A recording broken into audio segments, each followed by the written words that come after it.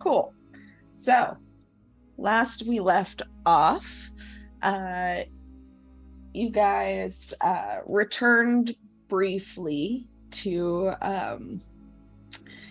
uh, to Levy's childhood home to say goodbye to her younger, now older sister. Um, before heading back to uh,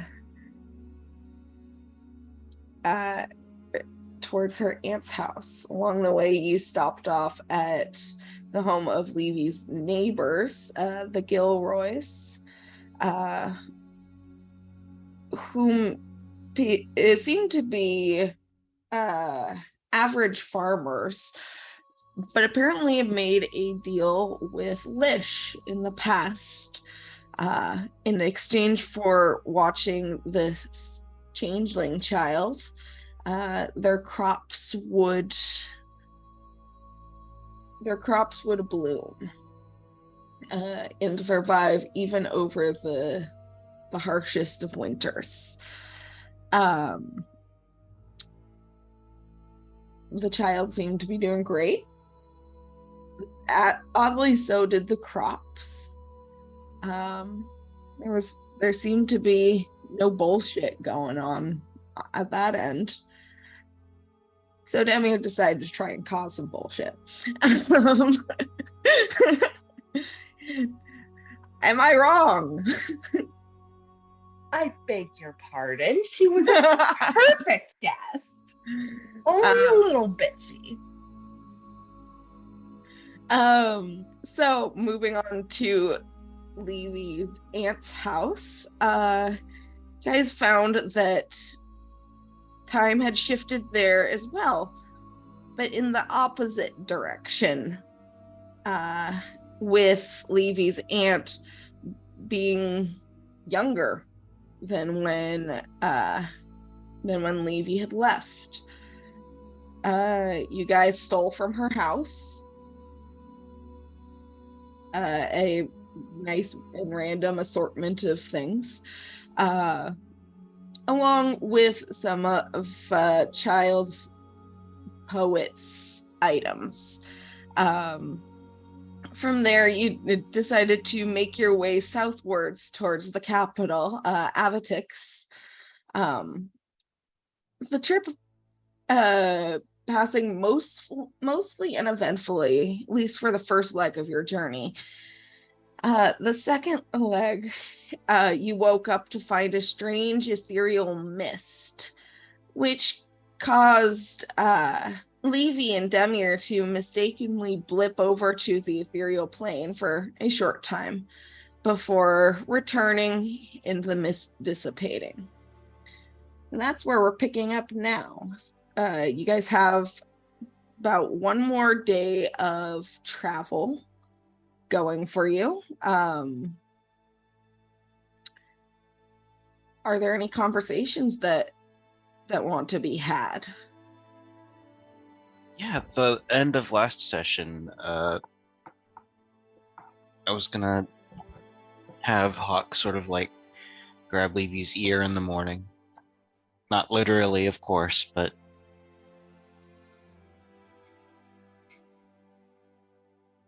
so he's sort of just like, she's up and awake. Oh, jeez. Which I clearly am not. None of us are. Don't worry, you're good. Okay. He sort of just walks over and goes, Levy, I just wanted to check in really quickly. I'm already expecting a certain answer, but are you alright?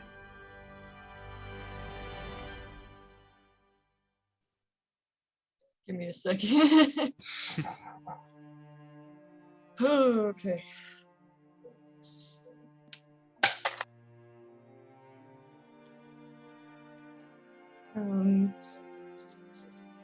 She's gonna kind of shrug and actively avoid any kind of eye contact. It's not just her usual doesn't make eye contact because she's got the tism sort of deal. but she is just kind of like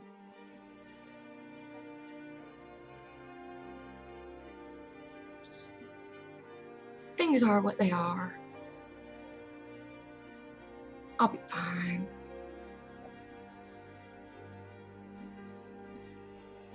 Okay.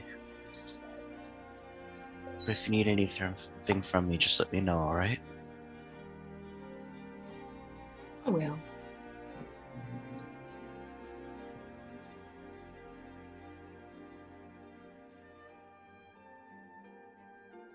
I wanted to have a conversation with Toby, but Toby isn't here. Man, Toby's in the camp and is just vibing. Looking over his arrows, doing a quick inventory.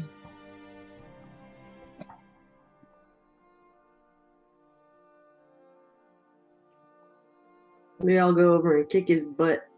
but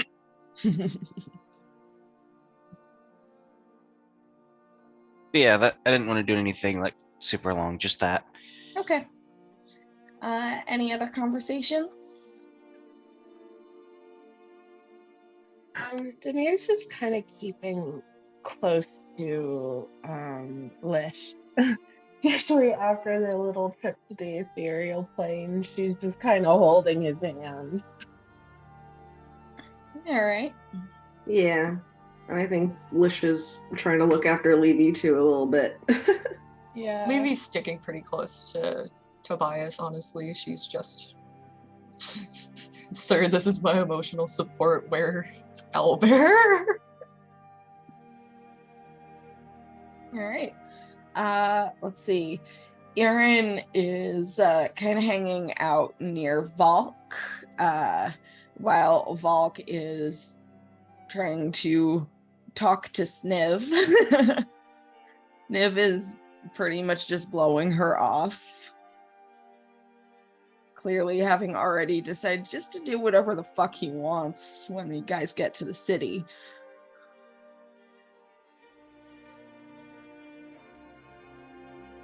Oh boy, we're really taking a feral kobold to a hag, huh? Yeah.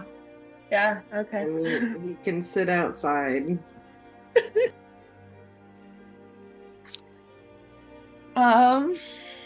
All right. Actually, yeah, I was gonna ask, like, how far out are we from Avetix at this point? You're like a day out. You'll need to travel today, and then most of tomorrow. Okay, so we still have like one more day of travel. Mm-hmm.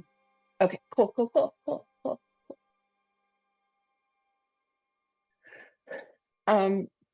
Demir is actually like at some point to Lish like, but what should we be expecting from her?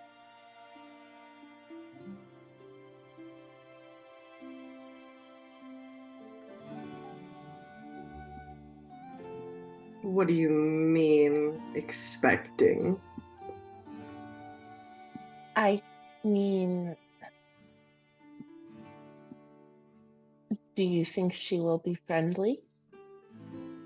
I don't think it would be very smart of her to be unfriendly.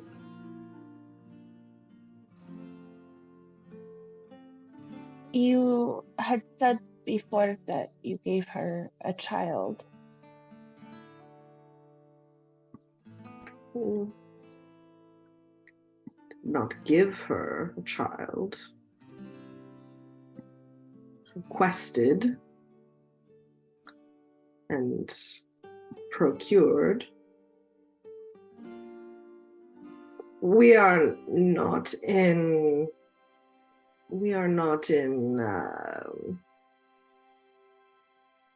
unfriendly terms, but it is always good to keep cautious.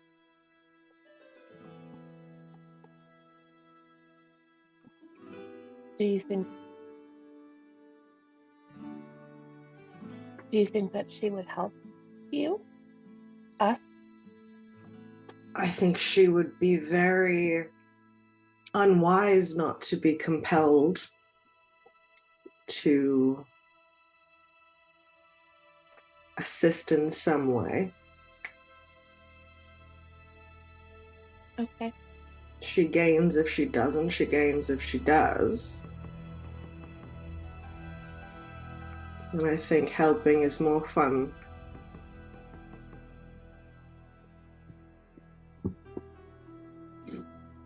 But at the end of the day, it is up to her and our convincings.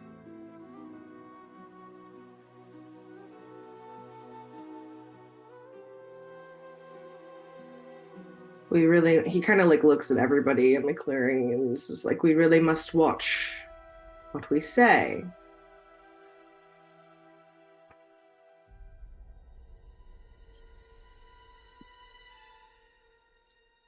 Levy kind of nods and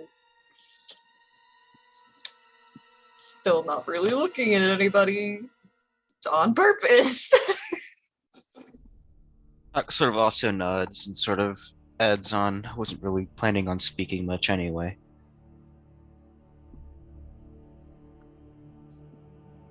Kind of eyes Tobias. Thus. He informs you that he is just going to be very careful. Okay. Sure. I'm sure that will be what happens. You don't know. I have an inkling.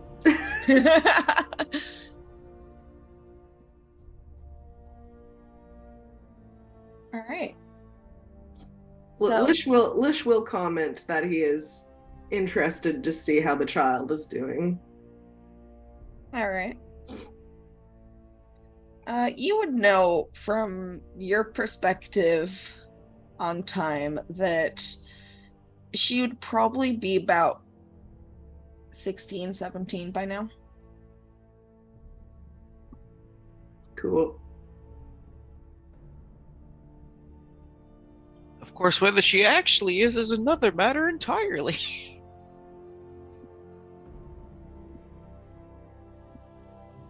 That's the thing now, isn't it? It really is, isn't it? All right. So, anyone else have anything they wish to do before you make your journey? Nope, that's it. For me, at least. I've done everything I could think of. All right. Did we have Demir, did you scry on Dryad Lady to ask her questions? No. No. Lish is gonna remind Demir to do that. Yeah, no, like she legit like kind of when Lish is like, oh, we should scry on the Dryad Lady. Demir just like the most like teenager forced to do chores, like sets down her things and immediately starts like getting her scribe all out. And All right. I'll scry on Pyrocanthia. I think it's just a straight 17 for her. Okay, let's see what she rolls. That's a natural 18. Well, Uh-oh. oh, would you look at that? She's out. What do you mean she's out? Oh man, what a shame. I guess I'm not talking to a dryad today. Sorry, Lish. Seems like it didn't go through. Mm. I can try again later, but you know, she might just have left. I wasn't able to scry on anyone else from other planes, so She was on this plane now, not Fiola. she might have left. Does it feel the same?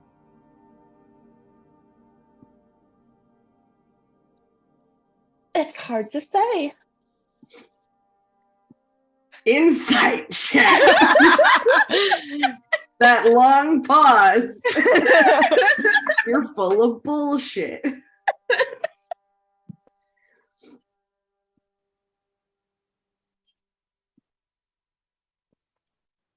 Ah, fuck. It's a 15. Hard to say. He looks at you like he fucking knows, though. He's just like, His eyes narrow.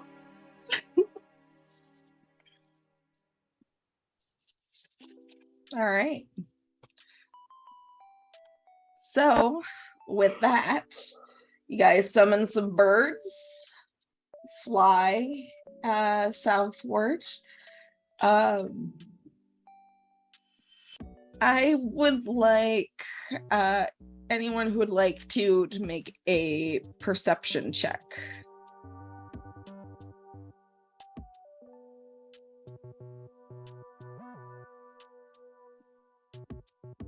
$25. 25. 26. 26. 4. Leafy, And- this bird you're riding on is so cool. Hawk. Yeah, just a moment. I think grab my D20. 23. 23. Okay. And let me do quick rolls for the people who aren't showing up. Okay. So Erin sees this along with Hawk, Lish, and Demir. Everyone else is too distracted, trying to make sure that they're holding on to the back of this. What was it today? Eagles or owls? Eagles. They're Eagles. faster. Everyone's making sure that they're holding on tight. So the landscape below you, while still mostly farmland at this point, you can see that you're sort of heading towards a valley. And those of you that are more familiar with the continent know that Avetix is at the bottom of this valley. What you guys do see,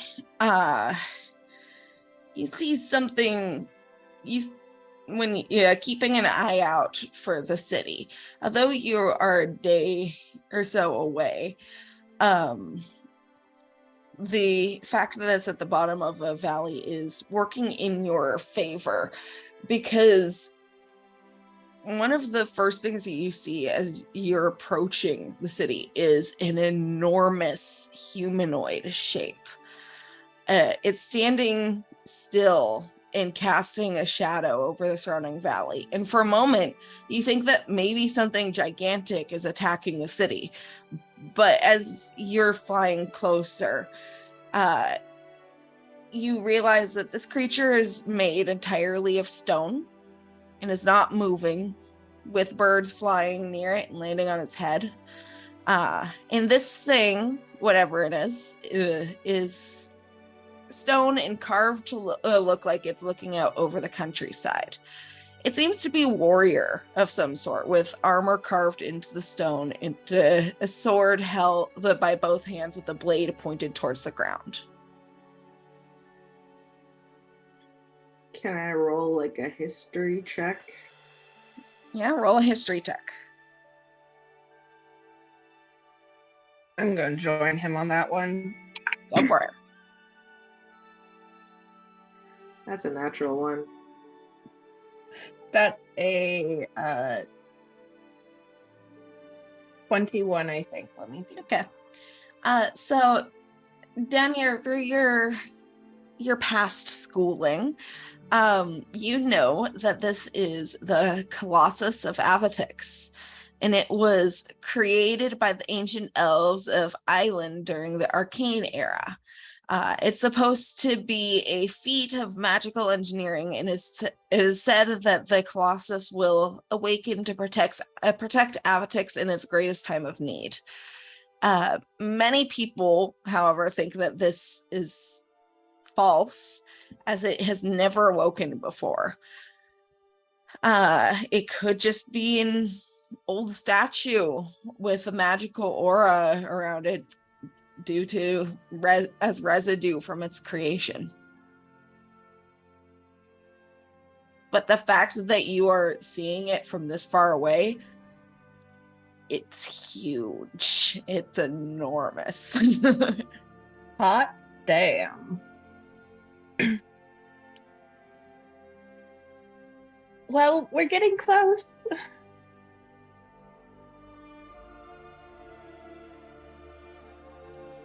Yes. All right. You keep flying. You find a place to camp for the evening. Can the eagles roost on the giant statue, or is it like guarded and magical? It's too far away at the Boo. moment.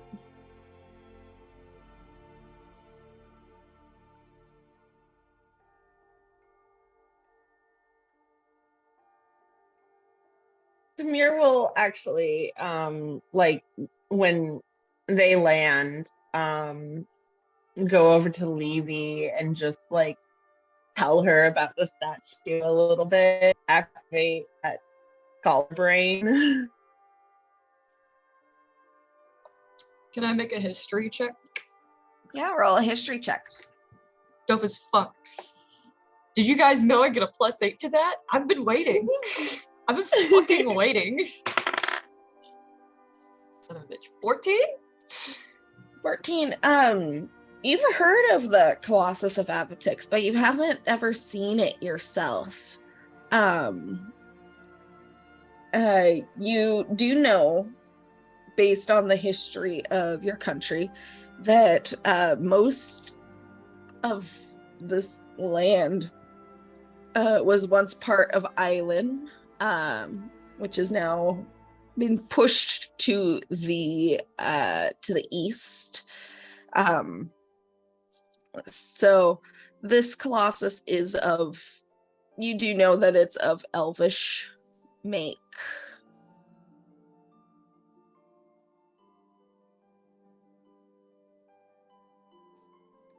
But it's definitely a landmark of the country as a whole. She's just gonna kind of look at it and go, larger than I thought it would be from my books, but it's neat. That's massive.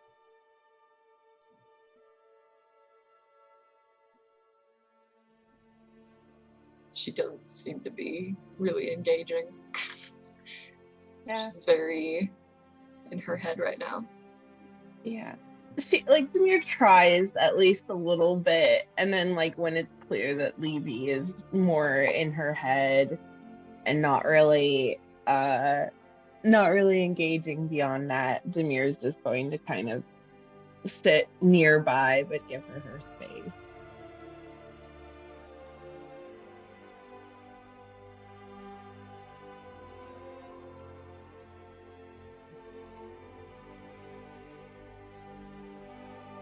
All right. Cuddle time. Yeah. Just Okay. If she wants. hanging in there. All right. Doing her thing. The night passes uneventfully. There's no more weird mist in the morning, nor anything else. Things seem pretty calm.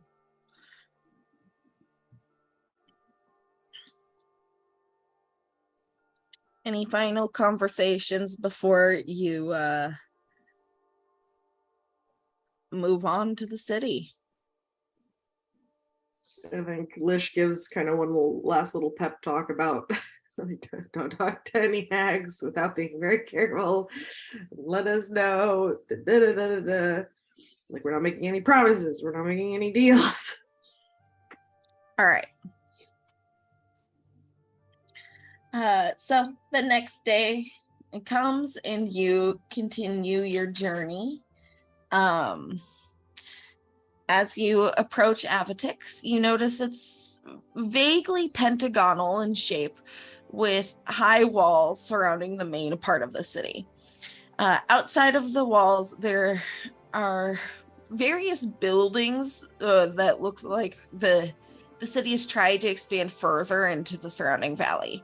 Most of the buildings out here don't look terribly old, and some even seem to be temporary.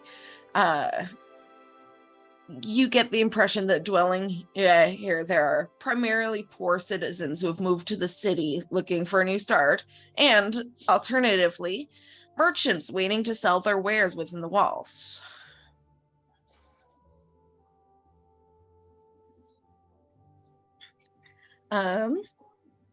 You arrive there in the outer section.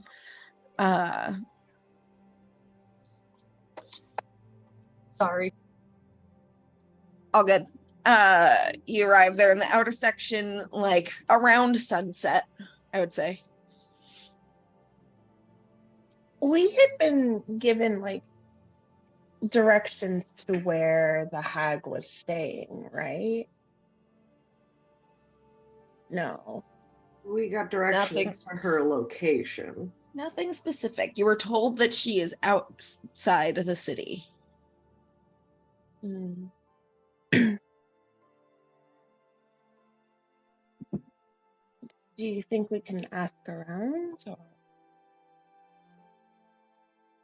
Can ask around for a fortune teller.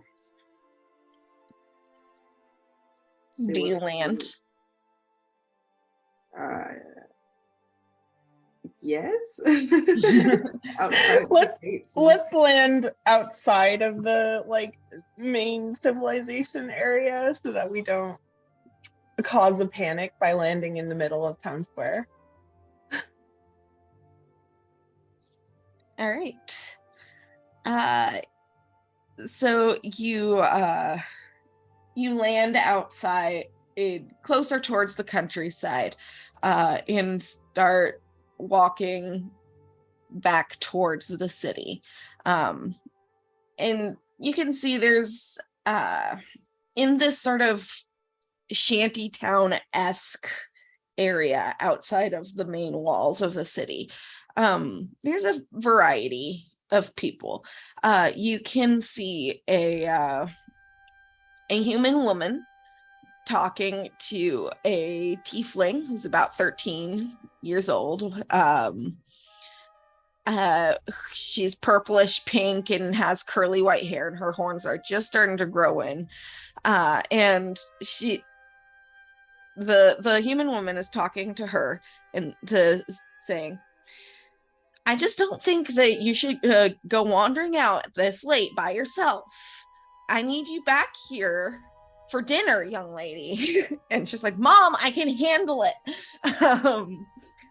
You see a dark-skinned man with dreadlocks and all sorts of fine jewelry woven into his dreadlocks.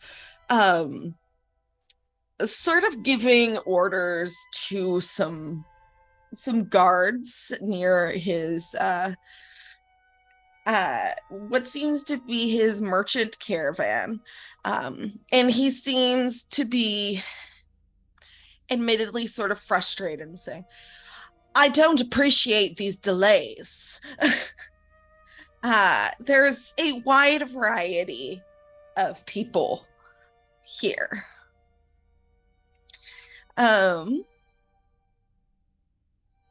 I would like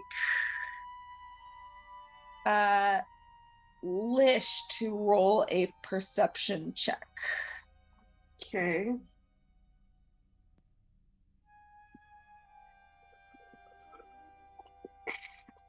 Sorry, my son is making stupid choices. Hey! It's a 14. Okay. You can feel eyes on you. Can I insight that?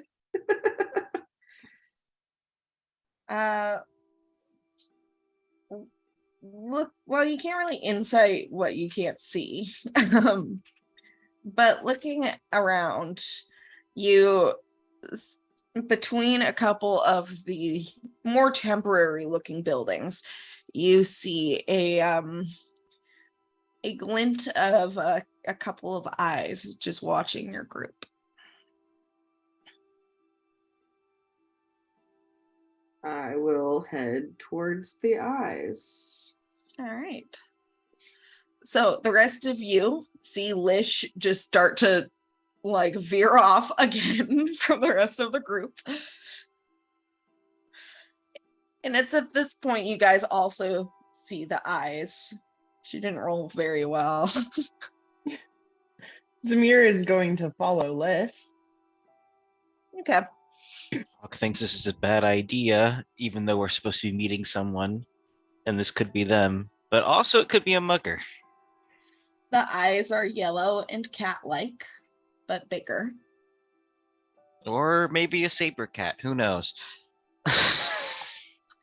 And He's still gonna follow, though. You get closer.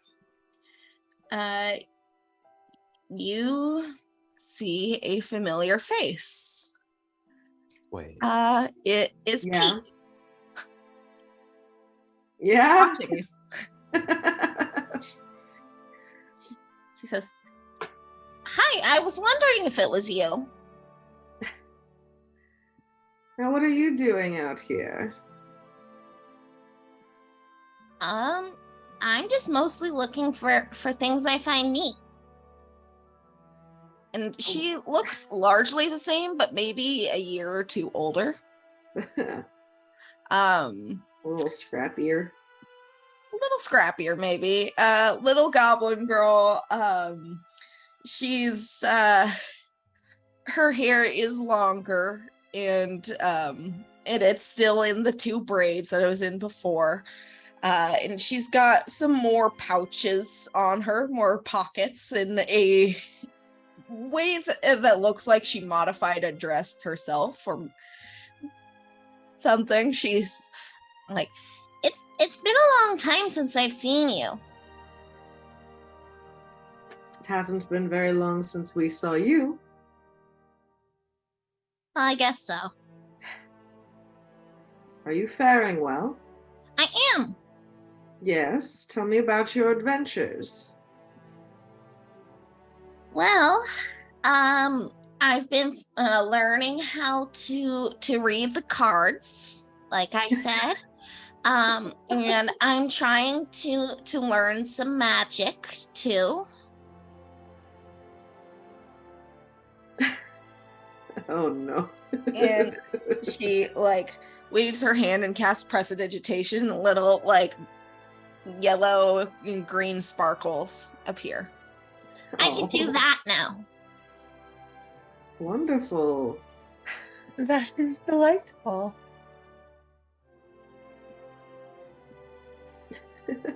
Gosh.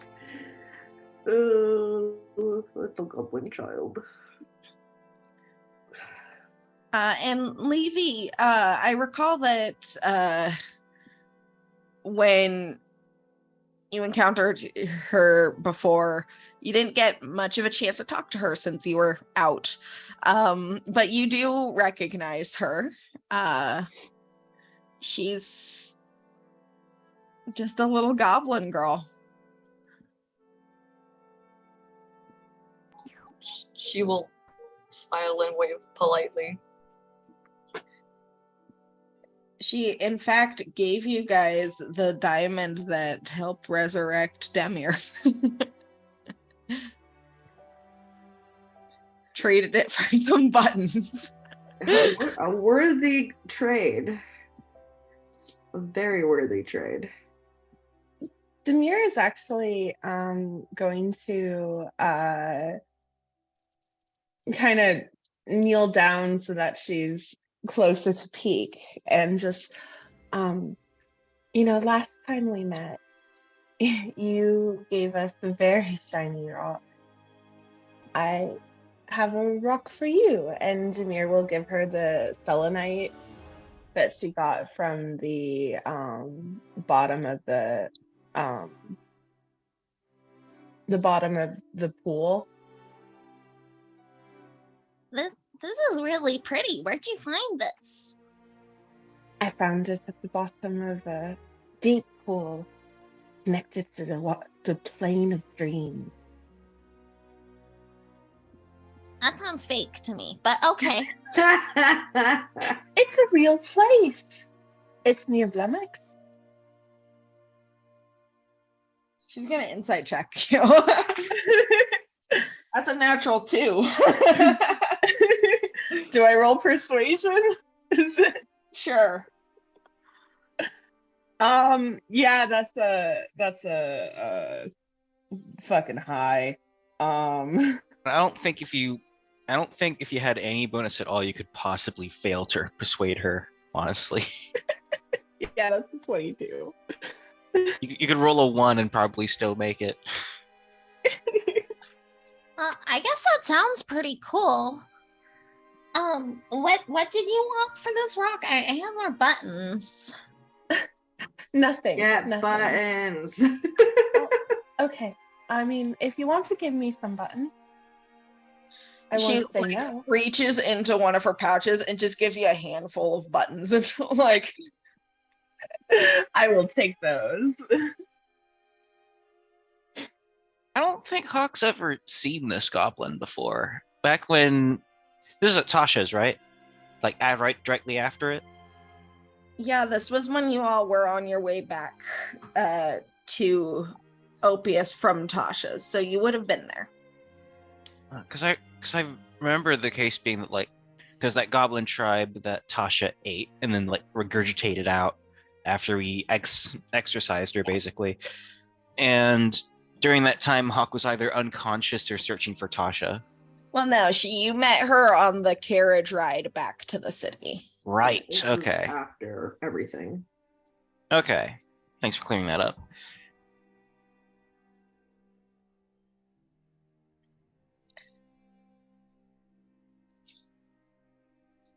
So why are you here? Well, we're traveling too. Travels have brought us here. Well, there's lots of interesting things in the city. There's an arena, but I'm not allowed to go there. Why There aren't you allowed to go there? well, I was told it's not for little girls.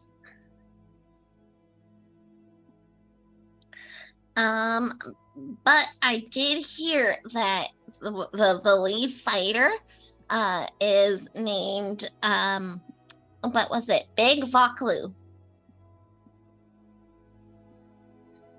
Big Voklu. She must be huge.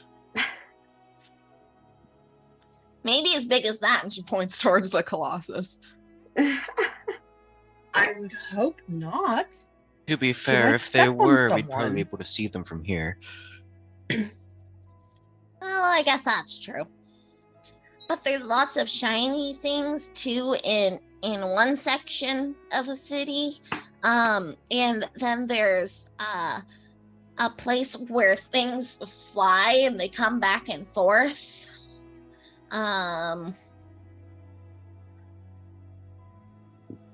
There's a really good bakery. You might have to check that out. Where is that? Oh, it's on that side. And she points towards like east towards the city. Does it have a name? Do you remember? Help cut down our search. It's called the Wild Cloak. And I go there sometimes with my new friend. And you made a friend. Yeah, her name is Demi. Ah. Is she around here? Can we meet her? I mean, she's around somewhere. Unless you do recognize the name.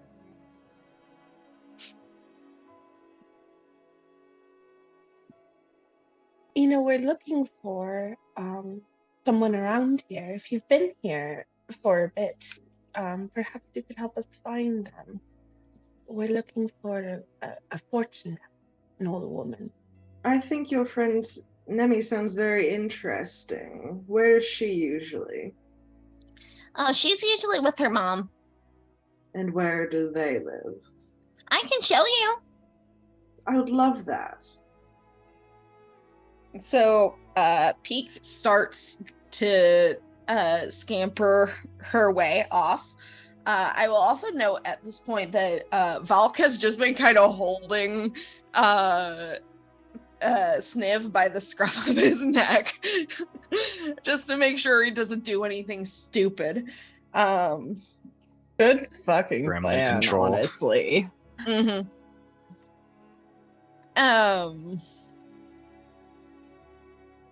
I assume you follow you follow Peak. Yeah. And Lish is leaving. He's just keeping an eye out everywhere for things that seem interesting or eyes. Mm-hmm. And he kind of gives Levy and Demir and Tobias looks like this is our quarry, basically.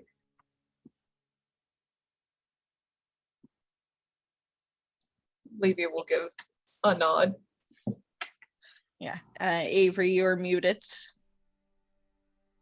Nope, I didn't have anything to say. Just like, Okay. I thought I saw you mouthing something, so I'm like, hey. No. Okay.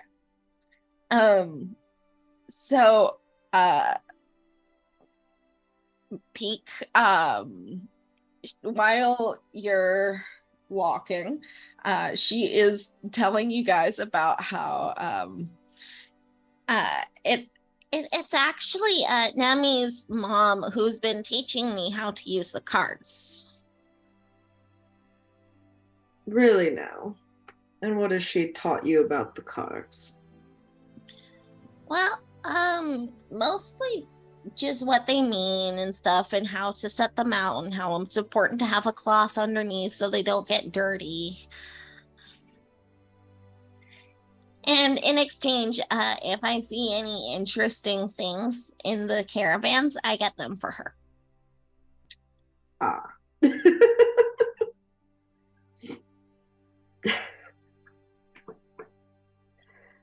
Oh boy. So she leads you through the winding they're not really necessarily real roads here. It's more like a kind of a jigsaw of different domiciles. And some of them are tents, some of them are wooden, some of them are a little more permanent, made of stone, but those ones are closer towards the walls of the city itself. But she leads you to a tent. This tent looks rather unremarkable. It's sort of maroon in color, and outside there is a half elf in her late teens with a round face, almond eyes, and kind of short dark hair in an undercut. And there's some things set out around the front of this tent that I mean, if you've ever been to one of those like witchy shops you find in malls. Sometimes there's like different kinds of tarot cards, and there's incense for sale, and like a couple of crystal balls that none of it really looks magical to you. It's just for fun. And Peak kind of goes up to the half elf and says, Nemi, I found some people that want to talk. She kind of like looks up and puts on her best customer service smile, and says, "Oh, I'd be glad to help you. What are you looking for?" Lish kind of like tilts his head a little bit at her, very knowingly, and says, "Hello again, Nemi. I do believe your mother is waiting for us." "You're familiar." She kind of like drops the customer service voice. "I know you from somewhere." He just says, "I should be."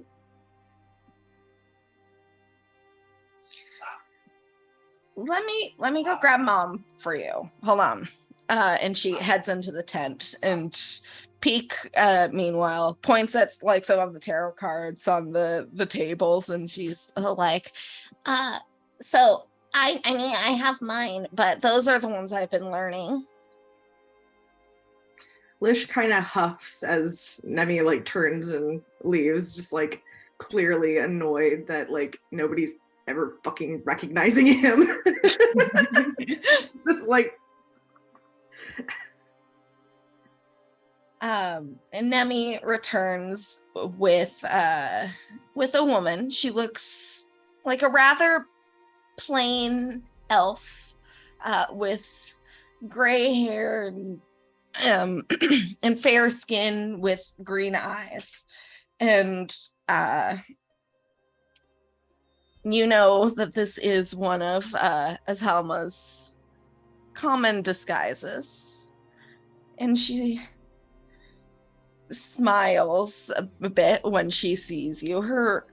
And even in this disguise, like her smile just seems a little too big to be normal.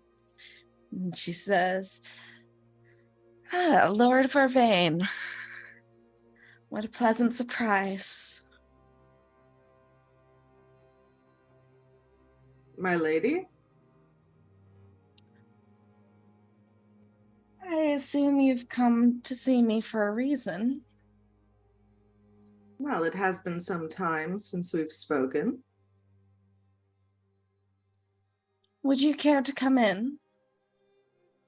"I would like nothing better. May my friends join us as well." And she kind of waves a hand, and she starts to walk back towards the tent, snaps her fingers on her way in, and then pulls aside the tent flap. "Please make your way in." Looks at everybody else. Steps. Demir just follows Lish's lead. All right. Valk says that she's going to stay out here and keep an eye on your kobold friend. Yeah, Lish is gonna say maybe take a lap around the block. Erin offers to go with, just in case she needs backup. She's gonna need it.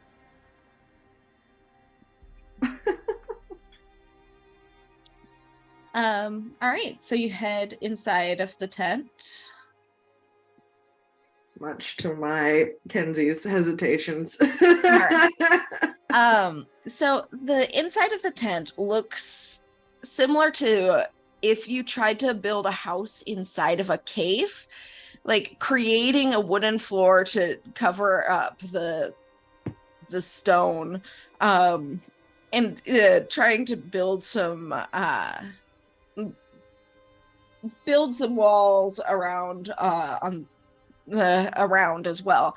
But the stone is still breaking through in some places, and there are odd stains and burn marks, and the wood is like kind of greenish and rotten in some places. But the tent itself is filled with various kinds of clutter. There's a cauldron with a fire under it in the middle of the room and a stack of firewood next to it. Messy bookshelves line the walls with the things on them, such as what looks like a old, dried out, severed hand. And one of them actually looks like it has a headdress that was made from rat bones. There's scattered papers and books on the floor, along with some glass jars with strange things inside, including a living newt in one of them, and a cyclops eye with a bite taken out of it in another. But there's mostly plants. Lish looks at those animal parts disapprovingly. Near the side of the room, there is a humanoid skull that, when you're not looking at it, you think seems to sigh every now and then. Just big, annoyed sigh. There's also a mirror that seems to have odd reflections, showing the hag as a young and beautiful woman, and everyone else around as grotesque. In the corner, there's an old rusted cage with some horse bones nearby, but the cage is long empty and the bones are long dry. On one side of the room, there's a dining table with 4 chairs and a single extra chair that seems to be broken. And as the elf woman walks, her disguise slowly fades away, and she is actually quite large and reveals that strange S-shaped posture that you had seen in the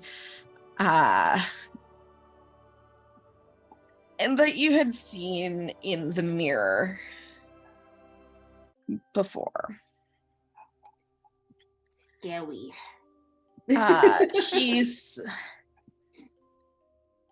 She looks towards you guys past her crooked nose and says, "I'm afraid I don't have enough chairs for everyone, but if you would care for a seat, please take one." Can I do a check or of some kind at that mirror? I'm kind of curious about that. Do I know what it is? Have I ever seen it before? Yeah, sure. Roll an Arcana check.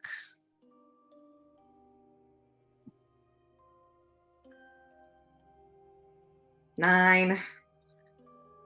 I mean, it probably looks like illusion magic. Like there's cracks in it. You don't know much about it, but she moves to stand near the broken chair by the table and says,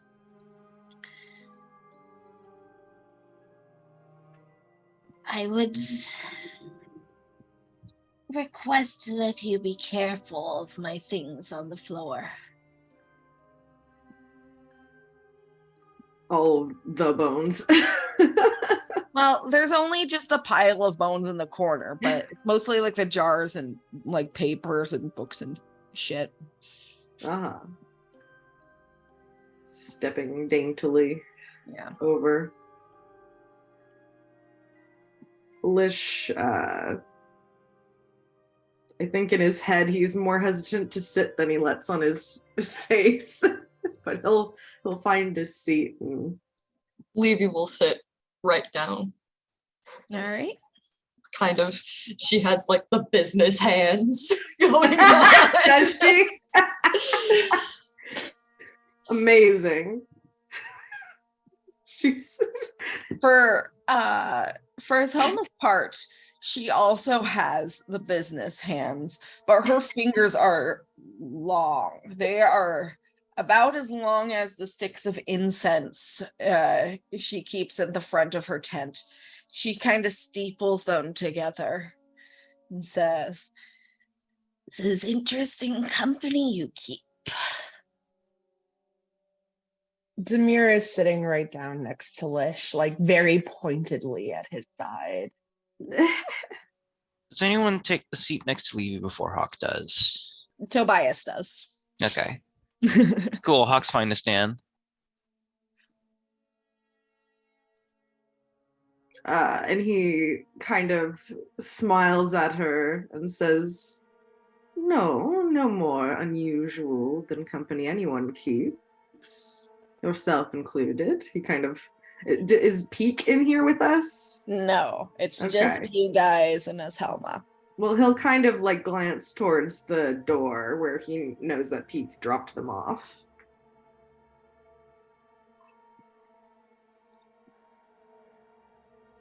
The little girl has been very eager to learn.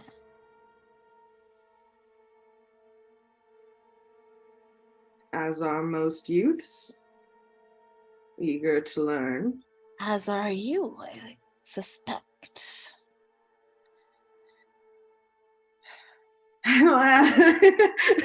Lish is just kind of like, well, sometimes eager to learn.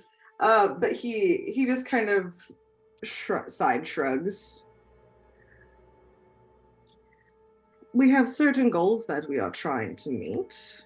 Would any of you care for some tea? What kind do you have? Snowdrop. Do I know it? Yeah. I mean, it's tea of the Feywild, made from non-poisonous aspects of snowdrop flowers. He'll sit forward and kind of nod, try not to look too eager at the idea of having food from the Feywild. And she's moving like slowly, and it's odd looking at her for being so large. She's moving very daintily in a way.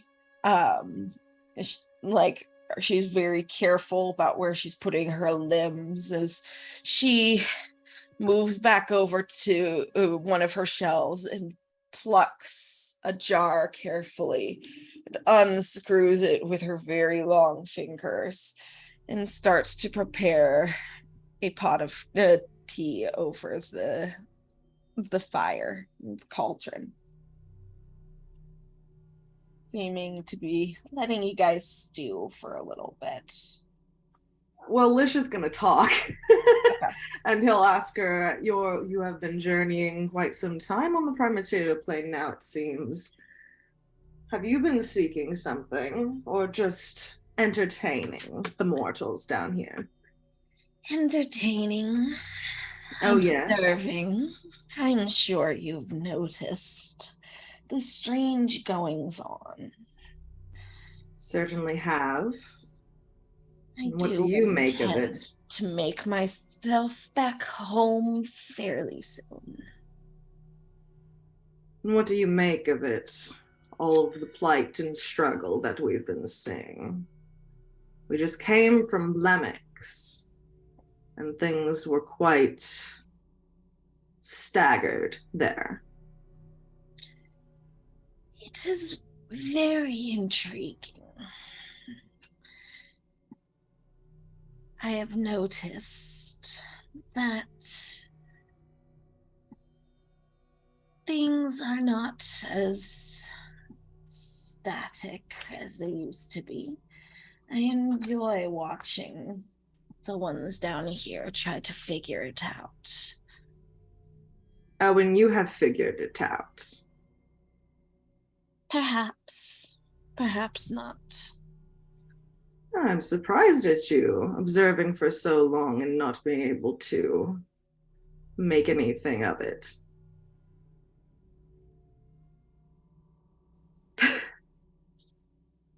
And she finishes preparing the pot of tea and starts to bring it to the table, slowly pouring into several mismatched and chipped in some places teacups. Unless you feel you have made something of it.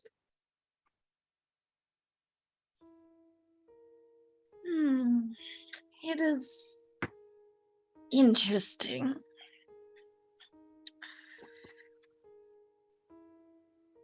It is amusing to watch. But things are becoming a little more fragile here than I would prefer for the safety of myself and my daughter. Well, that that clearly makes Lish like, oh shit, a little bit. Though, as I understand it, it is fragile in the Feywild as well. And what have you heard from the Feywild? I know of a new Snow Queen. She has made herself very apparent, it seems. I know that she seems to be the chosen of Aril. Another thing that she would not stop talking about. These are some loud whispers you've heard. I also know that she seeks to expand the Winter Court. Expand. Beyond the traditional borders. Really now? And what does Titania think of that?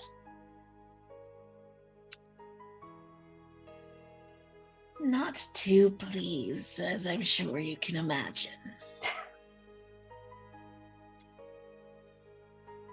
Takes his cup of tea and kind of takes a sip and thinks that over. The Winter Court has quite a few more enemies at this point. Due to her actions.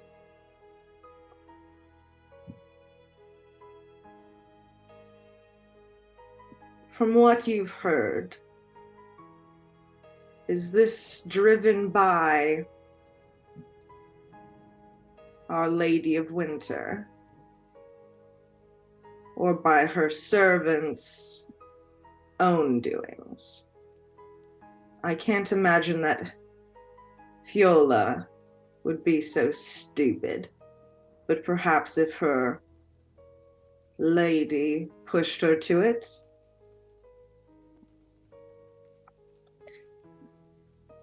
Things have been happening that have been frightening even the gods. Such as this unraveling. Perhaps.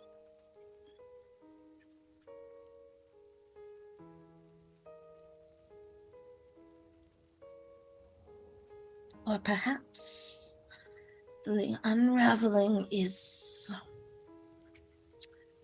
a consequence of the gods' fear. Now, what could you possibly mean by that?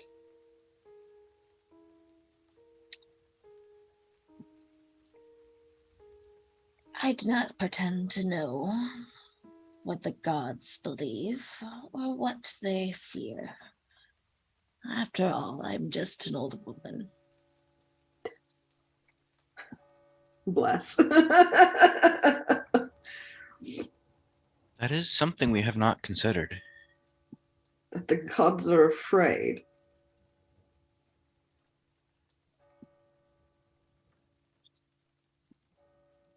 Afraid of what?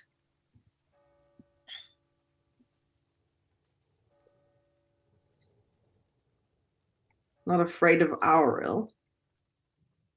No, she herself is afraid.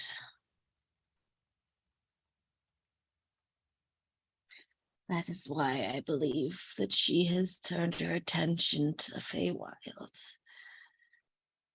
You think perhaps that Fiola's attempting to create a permafrost to expand Auril's power to protect her. Perhaps.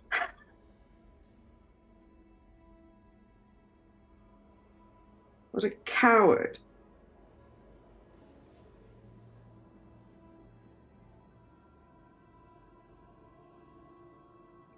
You want to go back there? Face some permanent frostland with a queen that could not give a rat's ass. Perhaps temporarily. If all things are unraveling as they are here, it is really only a matter of time before we're just outrunning the epicenter of an earthquake. It spreads outwards. Well, then where will you go after the Feywild is nothing? You're going to run out of places to run. Don't know if other planes are also affected. I will run out of places to run, as we all will. It will be most interesting to observe until then.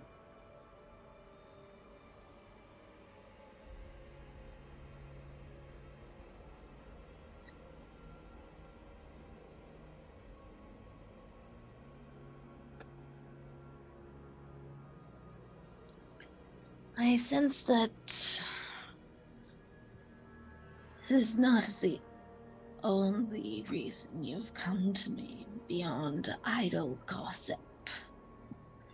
And she turns her large frame towards you, Levy.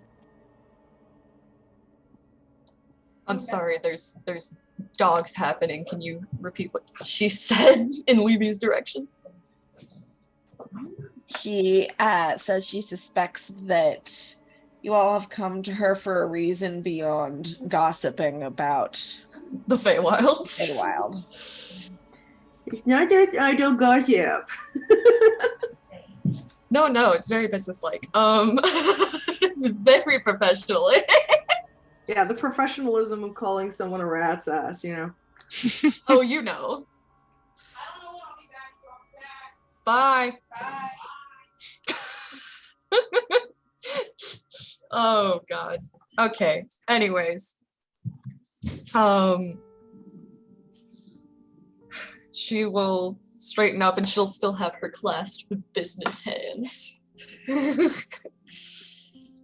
She's just going to go. You helped a tiefling recently. Brick red, same eyes. Looking for him. He's very important. I do recall him.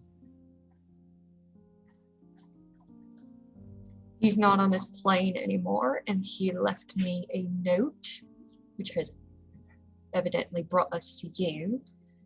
So, where did you send him? He was seeking information on how to enter the plane of dreams Where's that bridge? while remaining wakeful. Where's that bridge?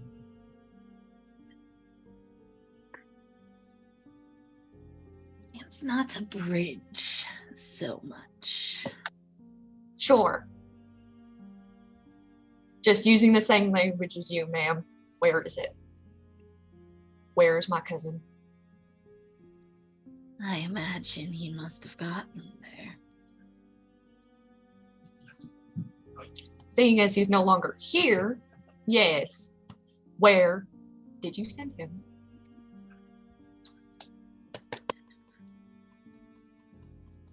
I don't enjoy giving such information away for free. Sure. What do you have to offer me, little one? What would you like? I'm sure we can strike some kind of deal. Lish heavily fucking sighs. After you told you again, we're not making any deals. We're not making any bargains. I do. Some like kind of We could arrange, perhaps, in open favor. I'm doing you a favor, and in the future, you do me one. Otherwise, I would be willing to take something from you in exchange for the sharing of this information. like what?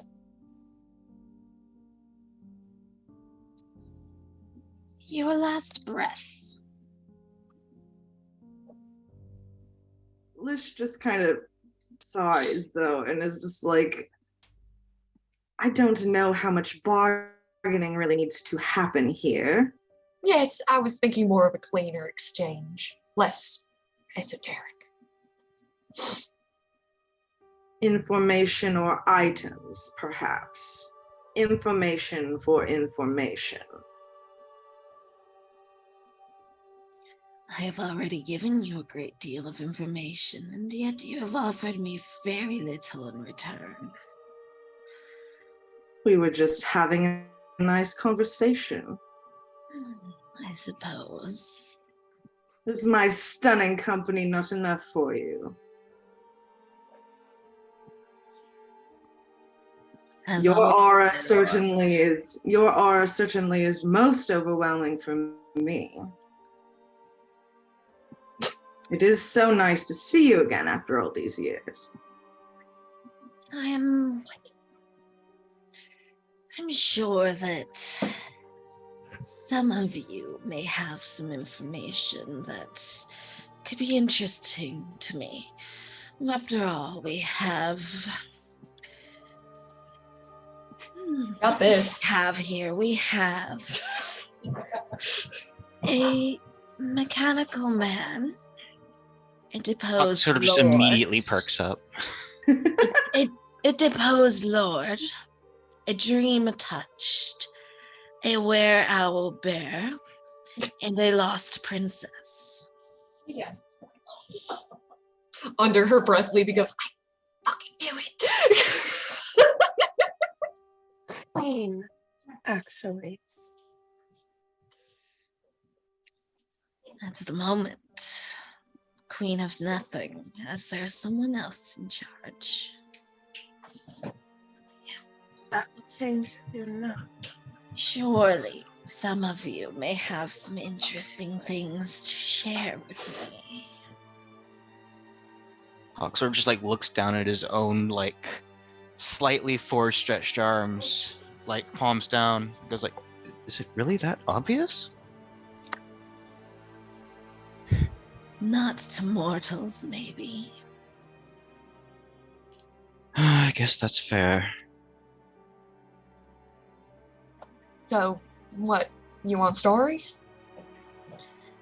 Share what you wish, and I will decide if it is worth the information.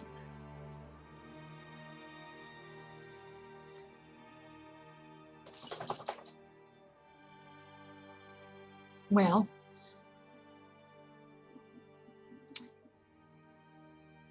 for one, the counterpart to wherever you sent my dear cousin, Summerglade, seems rather frozen in time, sort of stasis from everything going on around it back home. If that. Unsurprising, there are different pockets. Indeed.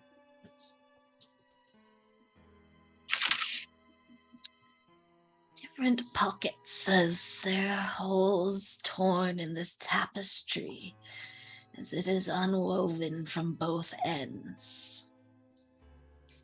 And, well, the pool there already showed me what I'm looking for, just not where.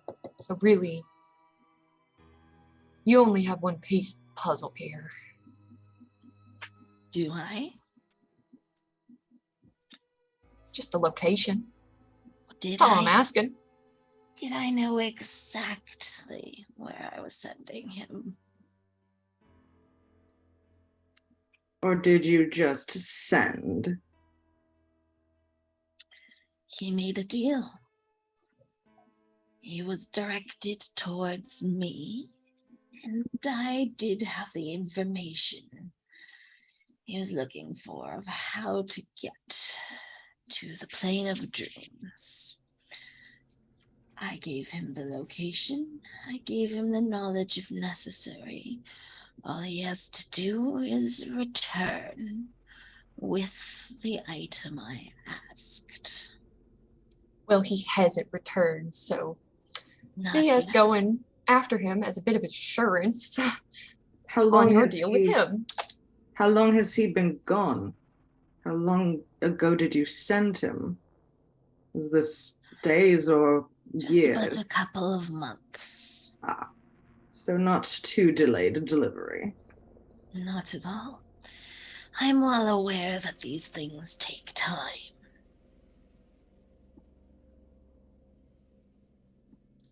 Indeed, and we are wasting it. So then, if you do not wish for time to be wasted, give me what you would feel would be of value, and I will be able to judge accordingly. For example, if you know of any artifacts I could study, or, as I said, your last breath as an alchemical ingredient. I have something we could give her. Lish will he'll look to Levy and he'll pull out the branch from the pink fay tree that we stumbled across on our way here that had just sprung out of nowhere. And he'll kind of pull it out and look at it, and kind of look at her and say, "This is a branch of a tree from the Feywild that somehow managed to find its way onto this plane. It seems to have a connection still. We do not know how it got here, but we can probably guess. It might prove helpful for your magics and machinations. Have you been planning to get back home? What say you about this price?" Roll a persuasion check. I'm gonna roll this on a real die.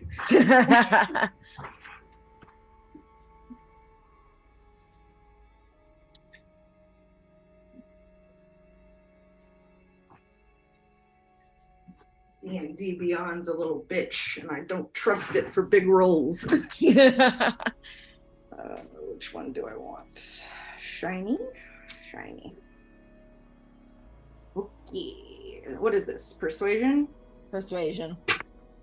Or deception, unless you're like not actually willing to give it to her. Well, it's a 15 on the die plus 7. So That's 22. yes, 22. 22 persuasion.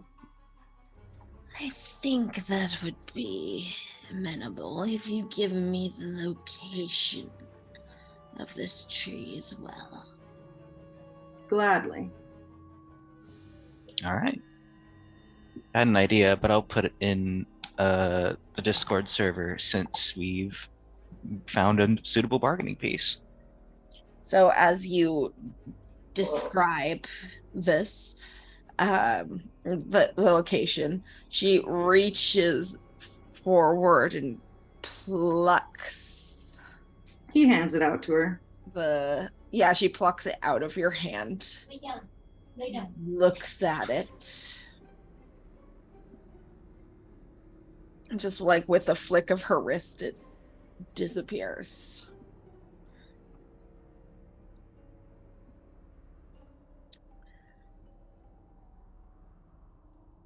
I pointed your cousin in the direction of the Forgotten Grove.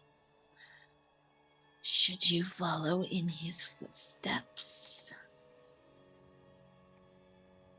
fighting your way into the very center of the grove, you will find a fruit tree there.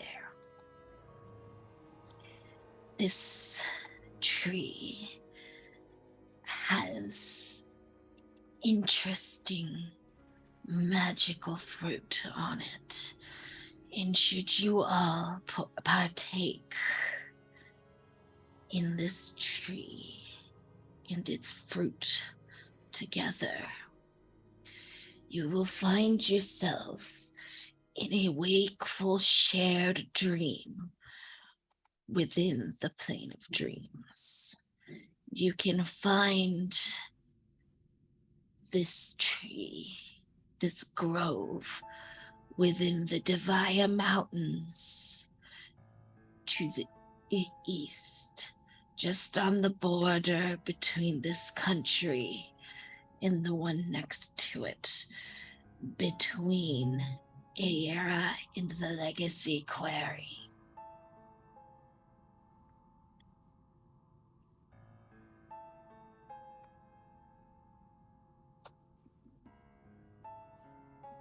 Excellent.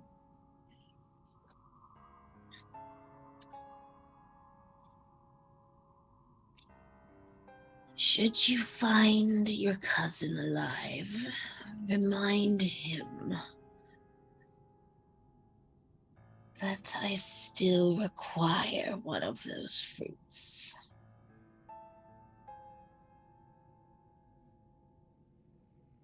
Can I make a history check about this tree or an arcana or whatever kind of check? Yeah, roll an arcana check. Anything about a tree. I haven't known about trees in the past, so I don't know why I think I'll know anything about this tree, but A druid that doesn't know about trees? That's a Heresy. that's a 16.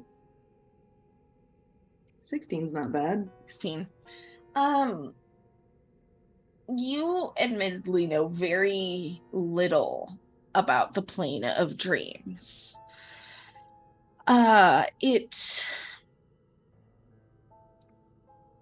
you do know that mortals, when they do dream, they dream and they essentially travel to the plane. Their consciousness does. From the way that she is describing this tree, it sounds like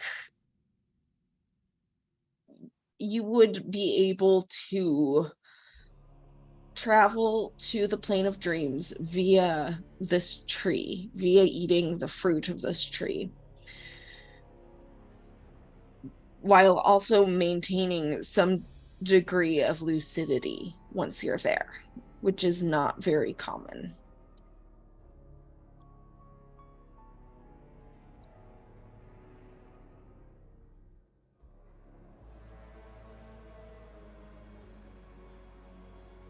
And she's at this point just observing you all, and she takes her own teacup and takes a sip and places it delicately back down on the table. Lish is drinking his tea. It's very nice tea, actually. It's like bitter in just the right way.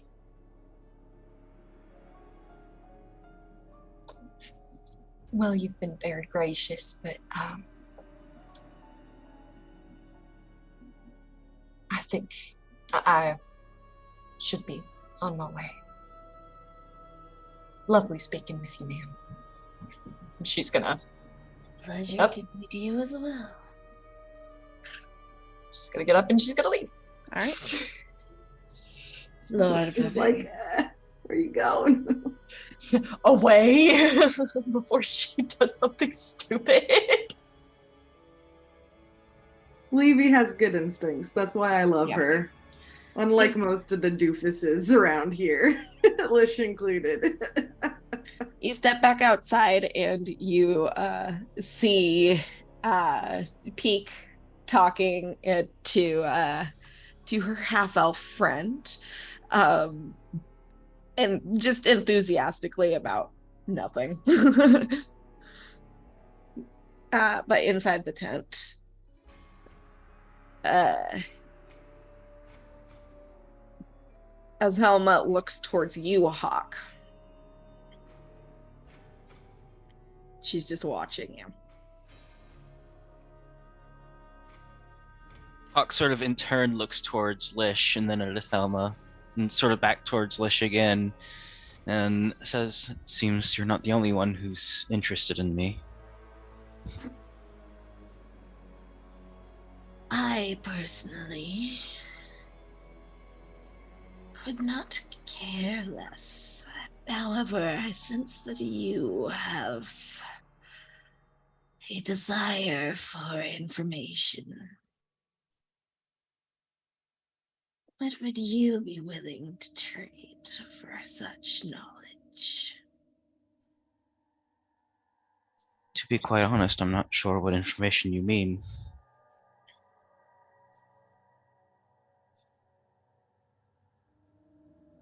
Your companion, perhaps. The elf woman.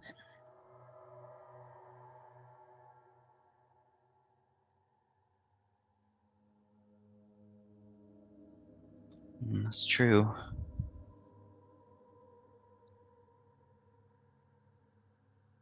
But as much as I would like to know what happened to her, I'm not sure if I have much that I can trade. Doesn't just have to be knowledge. As I said, I am perfectly happy to do an exchange of favors.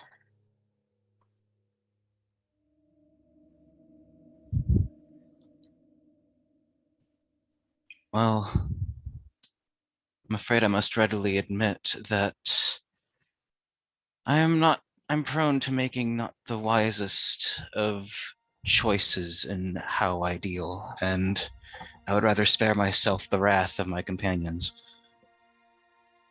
Pity.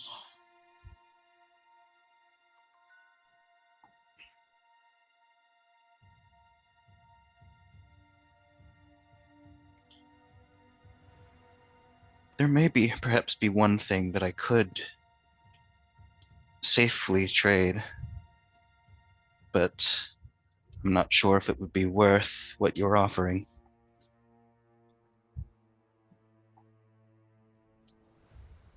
If you share it with me, I can be the judge of that.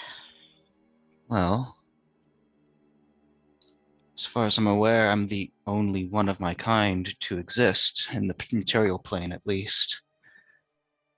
So, if I were to share my experience, what it's like to be made of metal, to never eat, to never sleep, to have to learn every emotion that comes naturally, and to learn how to be a person, would that be worth the would that be worth knowing the fate of my old mentor?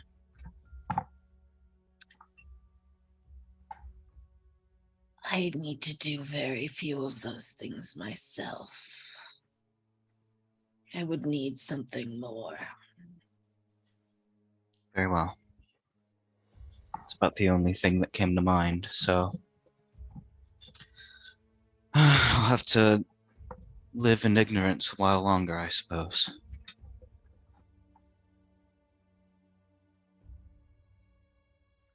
As you wish. I do appreciate the offer, at the very least. You know where to find me. Should you change your mind, at least you know where to find me for a little while.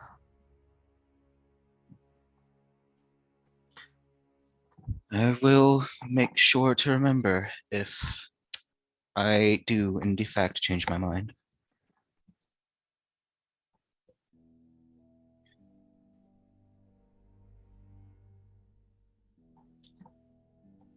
I should probably check on the rest of our companions outside the tent. Appreciate your hospitality, ma'am. And with that, Hawk shall leave. All right. And like the moment he's outside of this tent cave place, he just sort of like lets out a heaving sigh that Levy can hear that's just like indicative of a mountain of stress falling off his shoulders. She was out there kind of hugging herself a little bit, but she's gonna pat him on the shoulder like, yeah, man, me too. I have absolutely no idea how they're able to withstand that for so long. They've got practice. I guess that's true. We know who he used to be, after all. Who he probably still is, in a sense.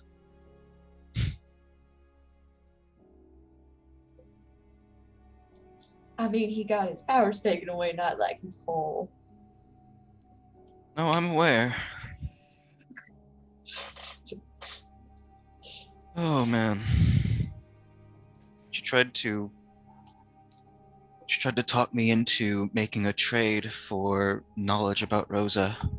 And knowing what would await me if I said yes, I just thought it was better to decline. Yeah, you don't need to be owing Lish any more things. Or her, for that matter. Yeah, Lish is much nicer to owe things. We're lucky to have him. Indeed. Do you mind if I sit with you for a bit? Go right ahead. You shall, and then we can cut back to the cave shenanigans. Lish and Demir, you're still in the tent. What are you guys Enjoying doing? some tea. All right. You said before that Titania is the other court were not. Sorry, could you Please. repeat that? Oh, sorry. You said before that Titania is the other court were not pleased with the new leadership. To the point of war. Not necessarily. Just the leadership they are displeased at how lizards have encroached upon their borders. Enough to turn them to action, perhaps. Not yet.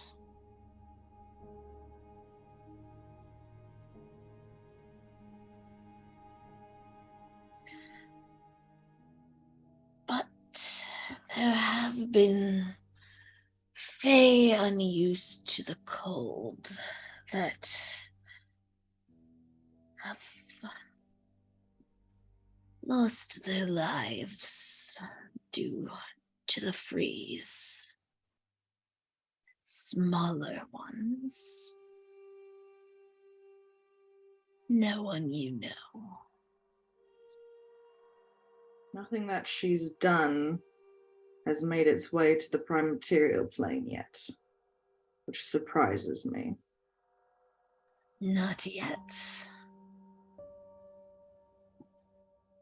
One would think that we'd still see it, even though it's not the right season.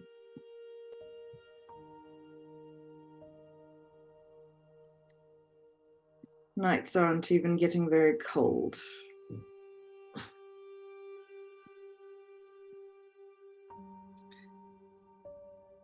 When a plane is breaking, those with power either try to fix it or ignore it.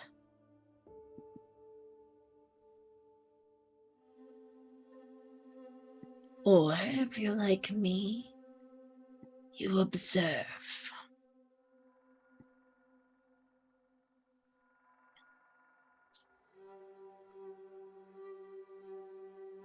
If we needed to get to the Feywild,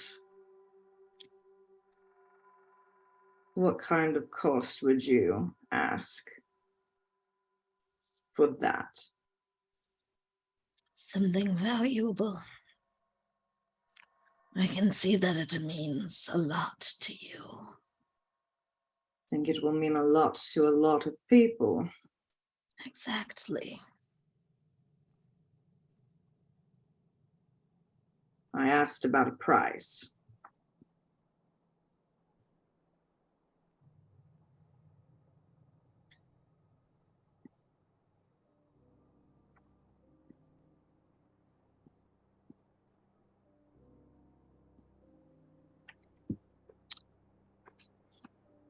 One of your companions would be interesting.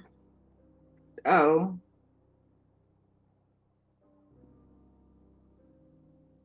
A pact, perhaps. are you not entertained enough with the child that I brought you? She's not- quite lovely. Does she not light your world the way she once did? She does. I would hope so. I'm merely saying that if my daughter and I, and perhaps the little girl, decide to leave this plane, it would be nice to have someone able to keep tabs.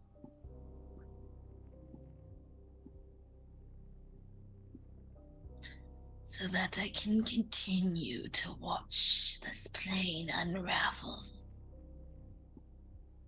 Very entertaining, I'm sure. That is all I can ask for, really. I don't suppose that you would be willing to. I know that you do not take things that you would not willingly give. I do not ask for pieces of your wife. No, you will not ask, and I will not give. I do not see the point.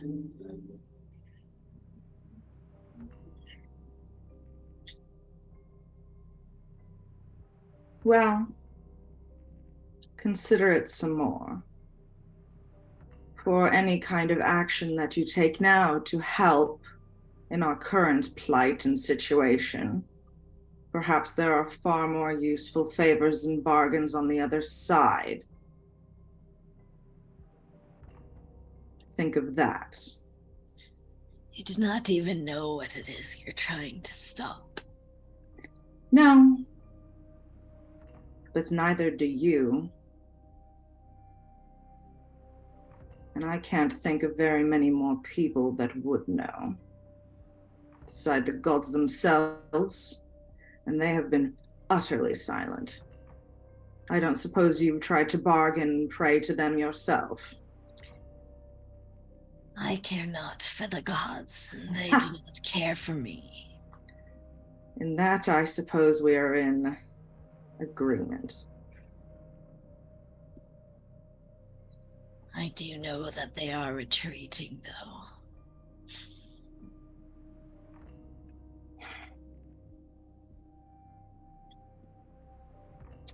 And I suppose it And is they are out of our cowards. hands.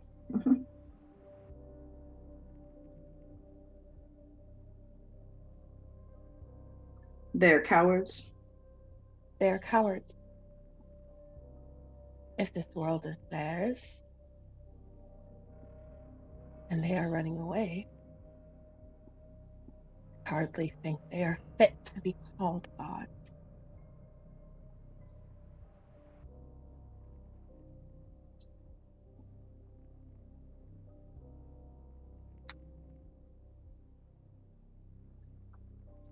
Okay, are we missing any questions to ask us, Thelma, while we're here? I don't want to miss out on anything while we're here, and I can't think of anything else off the top of my head. There are questions you could ask, but the answer's going to cost you. Well, what do you think that is important and worth a cost? I mean, I'm obviously not part of this conversation in character anymore, but I am talking to the group. that's fair. We've already gotten a lot of information from her, sort of just chatting and gossiping. We know that we know that shit's going down in the Feywild more than we already knew. We know that she knows a lot of stuff, so if we ever do think of a way to make a deal and not completely pay for it, as in getting a debt that is dangerous to repay if we even can. We know where to find her. Potentially, we have her as a contact in a sense. We know, and we at least got her theory that maybe the gods being afraid is what's causing the unraveling. So that just leaves the question of what could they be afraid of? Well, that is the thing, isn't it? What is a god afraid of? But it doesn't seem that someone knows. It's still a good theory and something we haven't He hasn't considered. asked her. I mean, he'll take a sip of tea and ask if she's seen what the gods are fleeing from. I don't have anything else to ask, personally either. But if she doesn't seem to know what gods could be afraid of, then I don't see the point in trying to ask her for that information. Because, I mean, I'm gonna see if I can. I'm asking if she even has information to sell, because we don't know if she even does. What Right. is a being with all the power in the world and life longer than most minds can comprehend? What would they be afraid of? Something larger, I imagine. Is there not always a larger fish?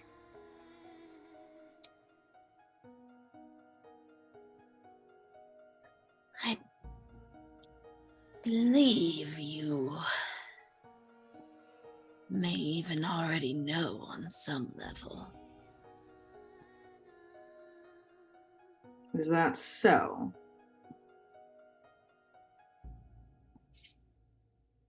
Of all the people, yes, you would know. Insight check. Roll an insight check. Let me just double check her stats. 17, so a 25.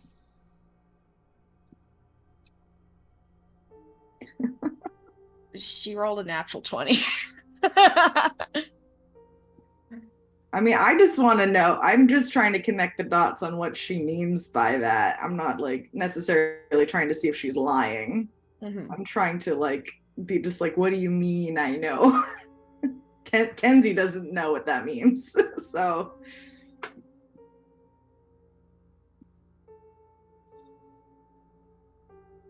she is implying that as you were once an immortal being, you might be able to understand better than others.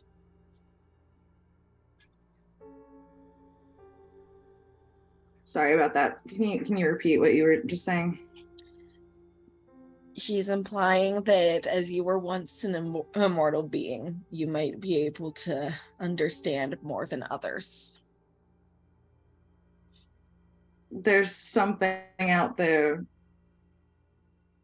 chasing them down and trying to bring them low. Is that what you're saying?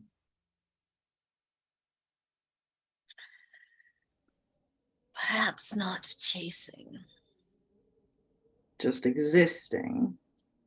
perhaps pulling.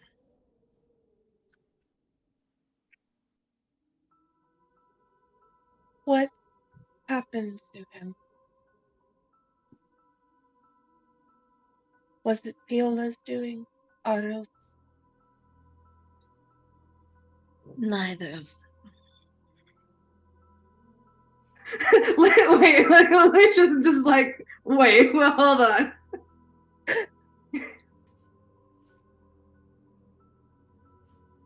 they are not Is he just the ones that first? are doing this.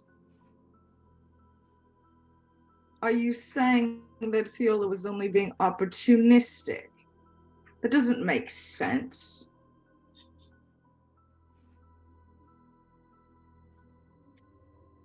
It doesn't make sense. She was there.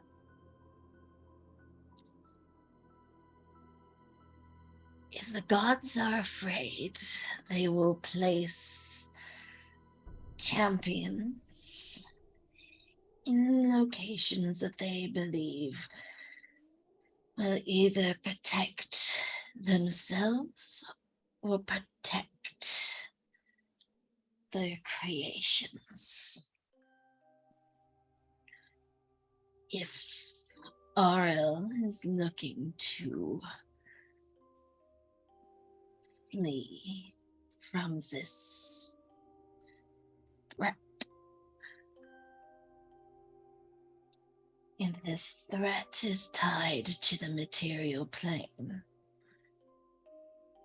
a safer place for a short time would be the Feywild, would it not?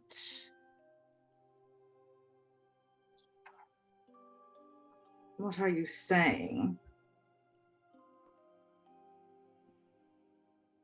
She is hiding in the Feywild?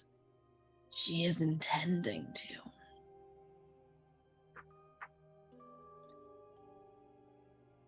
It's not a very clever place to hide. Ariel is afraid,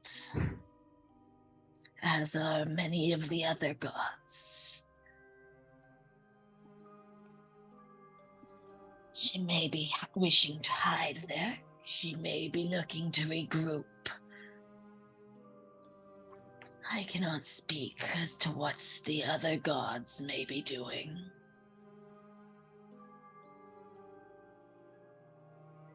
Okay, so as for Demir's question,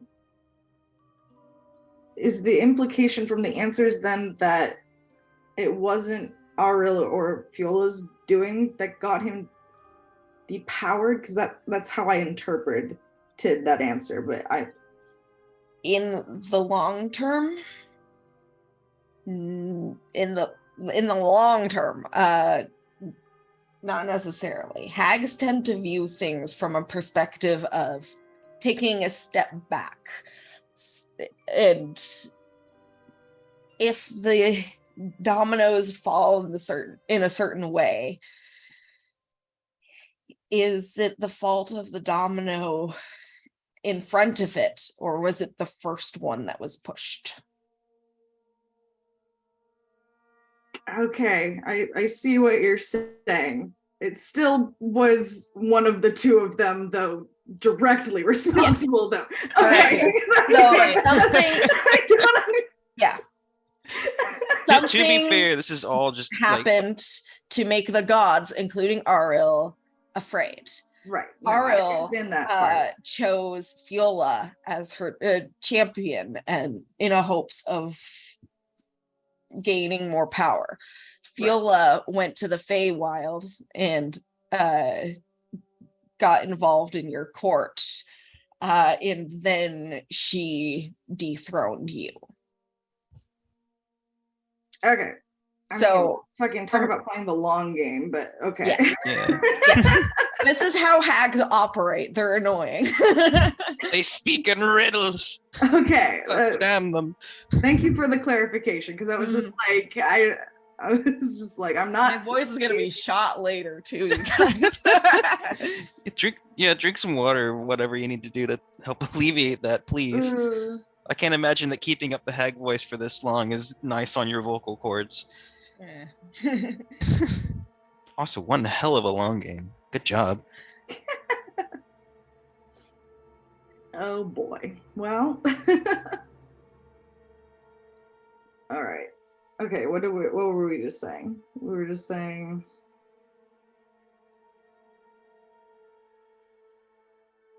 okay, gods are afraid. Long game.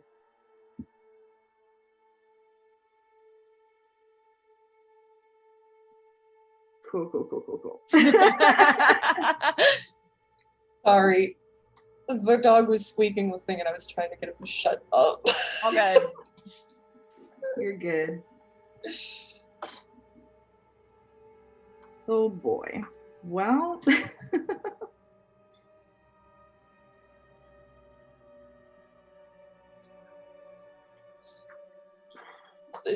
We know where we're going now.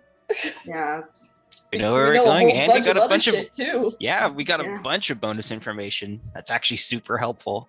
That's what happens when you have a character who's already friendly with Ish. I mean, at least she's on good terms with one of us. Yeah.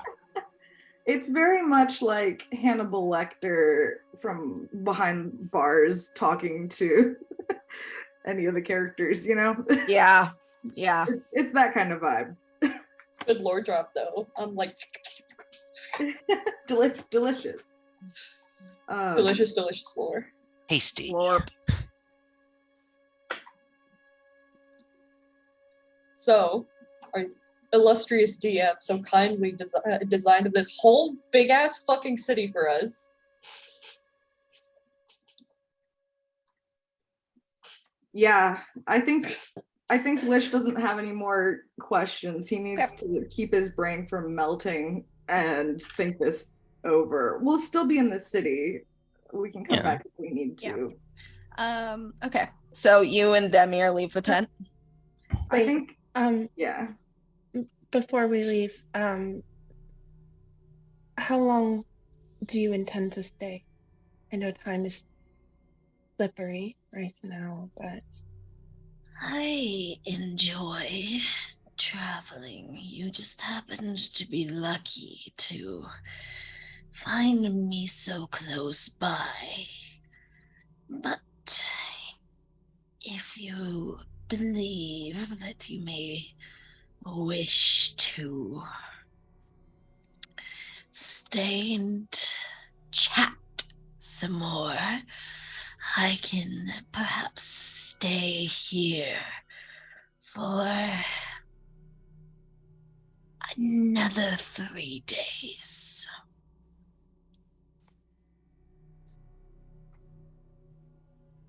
sounds fair. I don't think that would be enough a burden for you, and it would be something we'd appreciate. Anything for an old friend.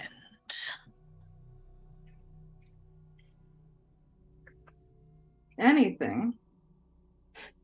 figure of speech. I'm sure. I was curious, though, if you may gift me with a little bit of this tea to take with me. Of course. She kind of sweeps back over to the shelf and gets you like a small pouch of tea, and she like holds it out to you, and it looks tiny in her hands, but it's like enough for like three cups of tea.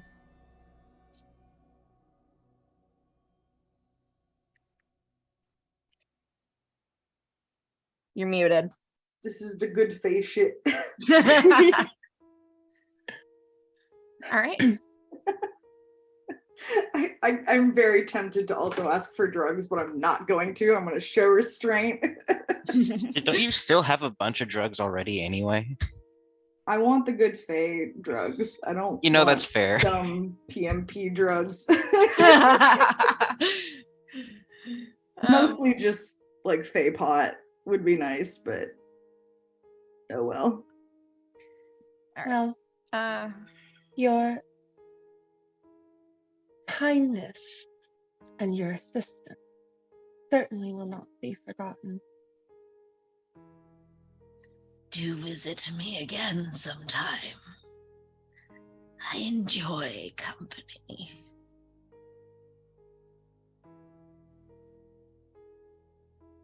And Demir will she's not going to stand up before Lish, but when Lish stands, she'll stand with him.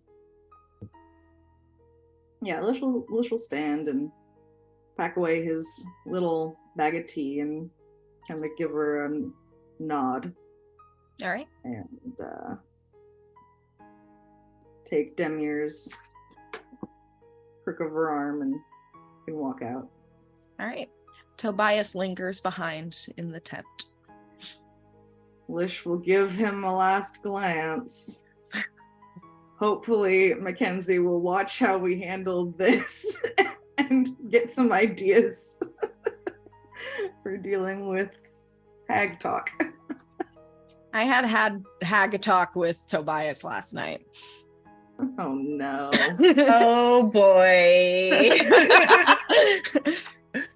That Listen, doesn't worry me at all. come on. We can trust Mackenzie, can't we? It's not so much. Wow, can we no trust confidence Mackenzie, from it's can we Kenzie, trust Tobias.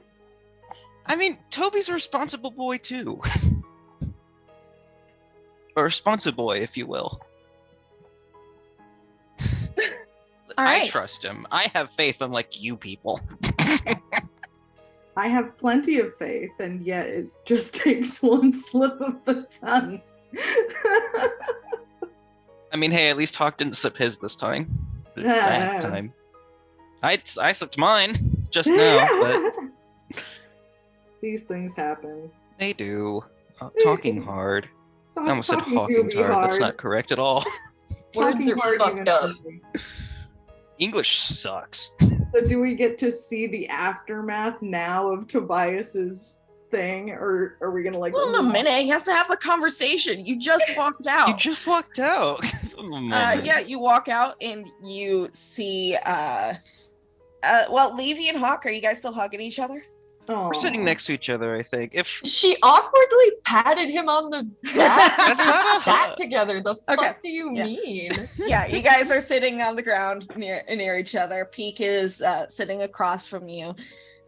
They're having an and- autism powwow over here. Yeah, Like, and then this card means this, and Like she's just like showing you her deck, and she's Hawk is genuinely listening to every single tidbit that she gives him. Levy's having thoughts. Mhm. Like if she's, oh, so that's what that reversed means. Oh, interesting. Yeah. She's talking to you about her special interest. Oh, yeah. and then I can also do this. And she casts minor illusion to make it look like a different card. Like, I learned that one too. Wow. And you can use that to trick people and make them think things sometimes. That's what Nami says. Interesting. Hogga's low-key wondering if the fortune teller back at the carnival lied to them. Mhm. You have to be subtle about it. I can imagine, yeah. Perhaps you should read Demir's future for her. I mean, I can. You should.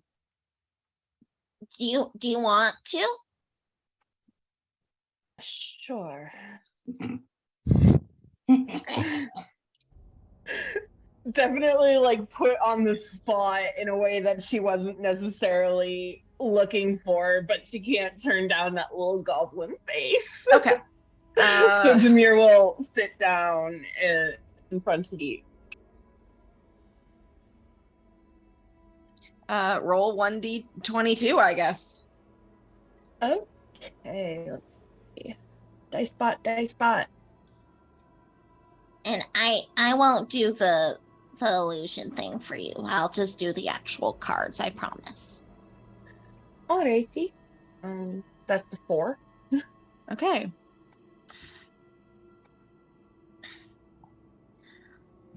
And I'll roll to see if it's reversed. Okay. So this one is the moon. And it means that in your past, And you can, by the way, kind of see Nemi hovering nearby just to make sure that she's doing it right. And like Peek kind of looks up at her and not and like nods encouragingly. so it's upright. So that means that there was a lot of uncertainty in your past. It could be about something or someone in particular. There was like secrets and things going on that you didn't see.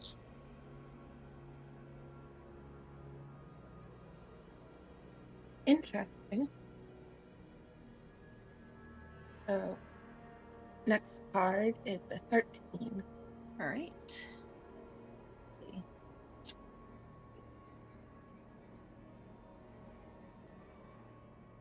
All right. Let me roll to see if this is right. All right. So in your present, you have the hermit in reverse, and there's like not being very social. You're not talking to people you probably should be talking to, and like you're trying to be alone.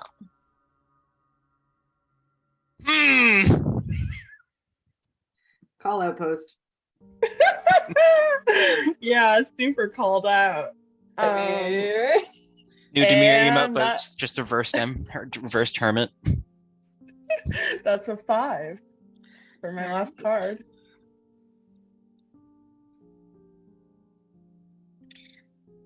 Oh, and this one's your future, and you have the star, and it's upright. So there will be renewal in healing, in rejuvenation, and it's about hope, and it's about like the strength to carry on and moving past things that have hurt you.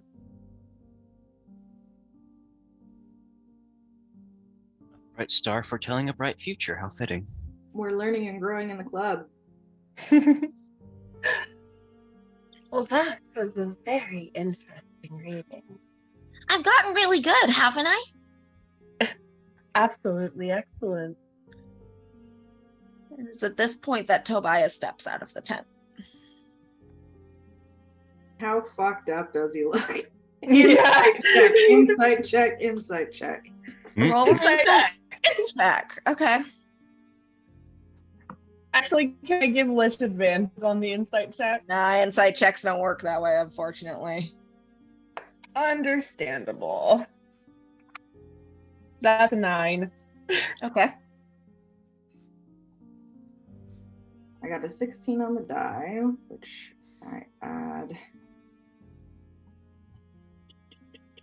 8 to. All right. 24. So Demir, he looks fine. Lish, you can see that he looks pleased and actually kind of like excited.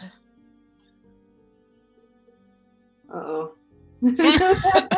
He looks good. He looks happy. Call the cops. Oh He looks happy. Ah, fuck, what has he done? no. Whose soul did he trade for eternal bliss? Uh-oh. You got a problem. A happy man. You have to interrogate him once Mackenzie's actually around, I think. Oh, yeah. Insert interrogation here. Well, I mean, You can always do it later when she's actually around. It doesn't have to be like the moment he steps out in front of Athelma's daughter. It's fine. I mean, you can ask him if he made a deal. Yep. Maybe we'll be proud of him because he managed to do it without making a deal. All right.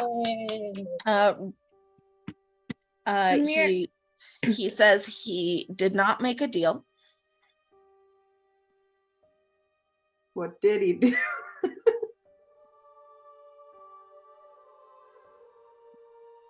Demir is going to stand up and like brush off her legs and from where she was sitting on the ground and just, well, I for one could stand to sleep in a bed tonight. That would be nice. Nemi kind of speaks up at this point and says, there's a few different inns in town if you wanted. Do you have a recommendation? I stay out here with Mom. But I mean, I guess that there are different ones based on what section of the city you're going to be in. Keep mentioning these sections. Are they like categorized somehow? Yeah, there's the Bauble sector, which is where all the merchants out here are heading. Then there's the Hearth sector. That's where the working class folk are, I guess. That's towards the east. There's the Eurodite sector, which is where like the hoity-toity like magic scientist people are. A couple of temples there too, I guess. There's a military sector, which is where the soldiers are trained and housed. And then there's the diamond sector in the middle, which you'll probably not be allowed to go into. What's the diamond sector? It's where the noble houses, political leaders live. It's like dead center, feet of the Colossus. Makes sense. You'd think that there'd be a town center in the center, not the center of the town, so to speak. Oh well. It's where the luminescent citadel is. That is a name and a half.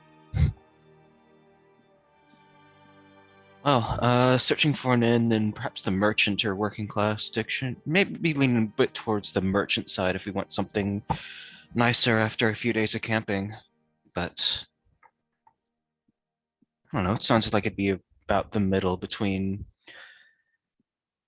that and the, as she put it, hoity-toity area. Start a search there.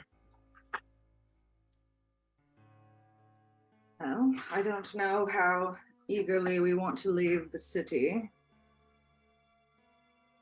It's already close to evening, isn't it? We'll probably want to. Oh yeah. We'll probably want to sleep at some point. Even I need to rest. If we need to restock or prepare.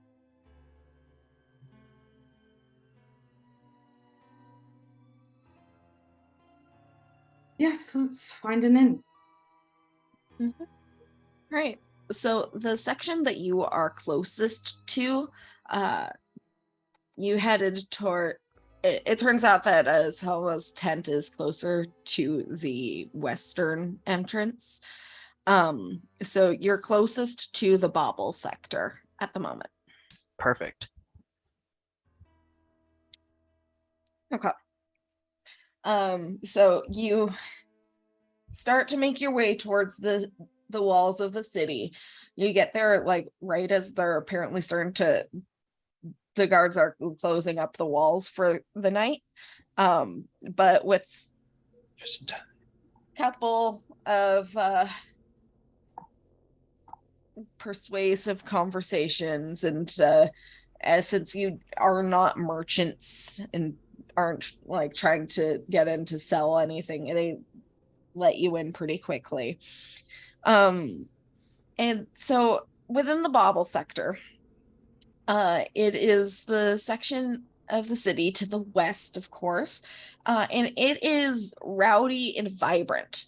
It's vast and full of colorful banners, merchant tents, and in merchant tents that marks the intersection of culture and commerce, where citizens might come to share ideas, peddle wares and services, find employment, or celebrate personal victories, large and small, in the company of other people doing the same. You see a building that is quite tall with a flat top on it with a couple of interestingly shaped things on top that look sort of like ships. And it is, the sign on the outside says Syria Skyport.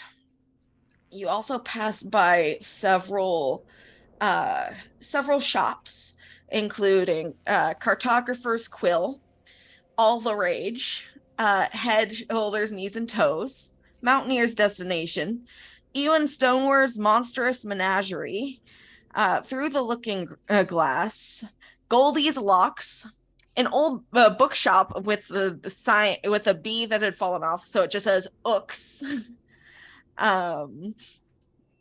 There's Rats, Bats, and Vats, Gulthrick's Curiosity Shop, Kabooms and Corpses, Mare Dragon Family Goods, and then you get to an inn called the Dapper Drake.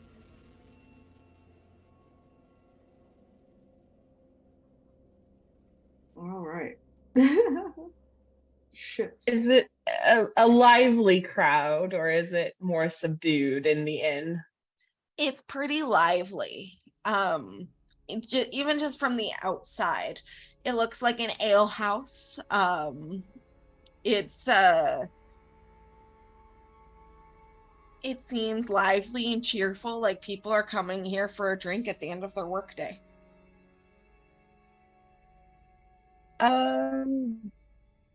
Yeah, Demir is going to head towards that and just like kind of make a beeline to the bar.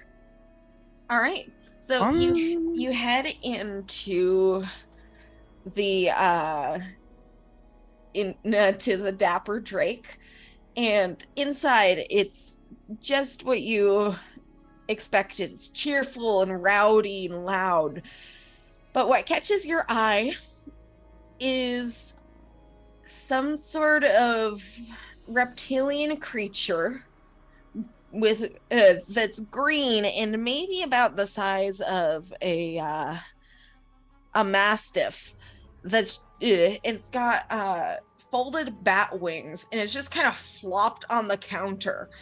And it's it just kind of sitting there, its tail kind of twitching a bit, and there is an elf behind the counter. He has dark skin and short cropped curly hair, and he is like saying to this creature on the counter, hey, get off, you're not allowed on the counter, you know that, get down. And it's just fucking ignoring him. It's a cat. It's an alehouse drake. Oh my god, I Good. love it. That is amazing. Between the bathhouse drake and the alehouse drake, I am so happy. Mm-hmm. Yeah, Demir will try and get out of the way so that the drake can jump down if it wants, but It does not otherwise she want. is going to go up to the bar and just kind of wait to be acknowledged so that she can order, you know. It's just fucking ignoring him, and like he eventually just like shoves it off of the counter, and it flops onto the ground and like gives a lazy hiss and like scuttles into the crowd. What can I get you? Sorry for the wait. Interesting drake. Yeah, buyer's remorse. What can I get you? Levy's actually maybe gonna be a little rude for a second, and she's gonna be like, I just this place has board, right? Like rooms? Yeah. We got rooms. I just need a room for the night. Yeah, no worries. Here. Make that a few. Do you have, how many rooms do you have available? Well, he kind of like checks over the rack of keys. We got like 2 rooms at this point. We'll take them. All right. Let me just pull up the pricing. Just a moment.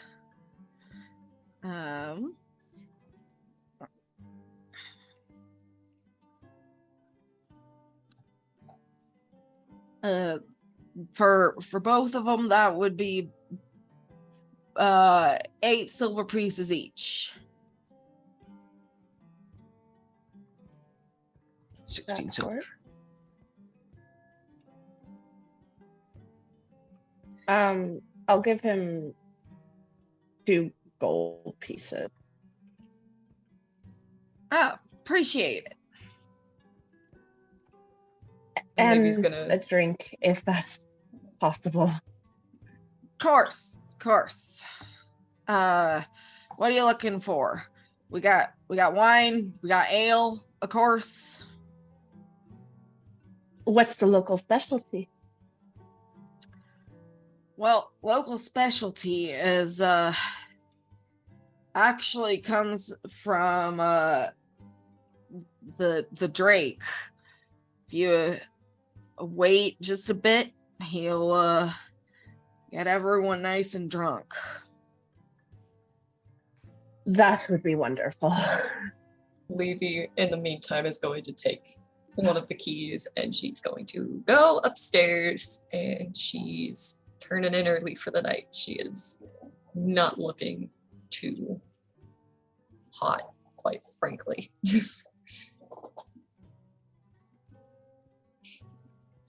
All right. You're heading out, Felix. Yeah, I gotta bounce, Okay. and also like Levy is definitely like not doing great. So Okay. she's gonna go bed. Well, thanks for playing. Yes, thank you for having me as usual. Of course. See y'all later. See you around. The rest of us have another 15 minutes. Oh, by the way, Aaron, Vulcan, Sniv eventually found you guys and came back. Yeah, we would have collected them. Like, we didn't leave them out in the snow. Yeah, so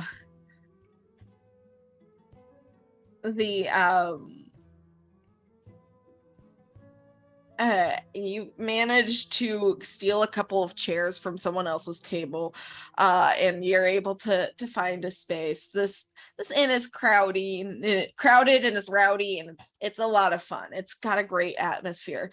And at some point during the evening,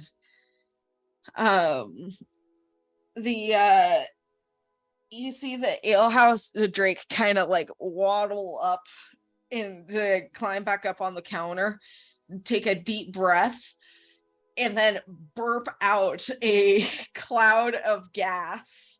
And I would like you guys to make a Constitution saving throw. Oh my God.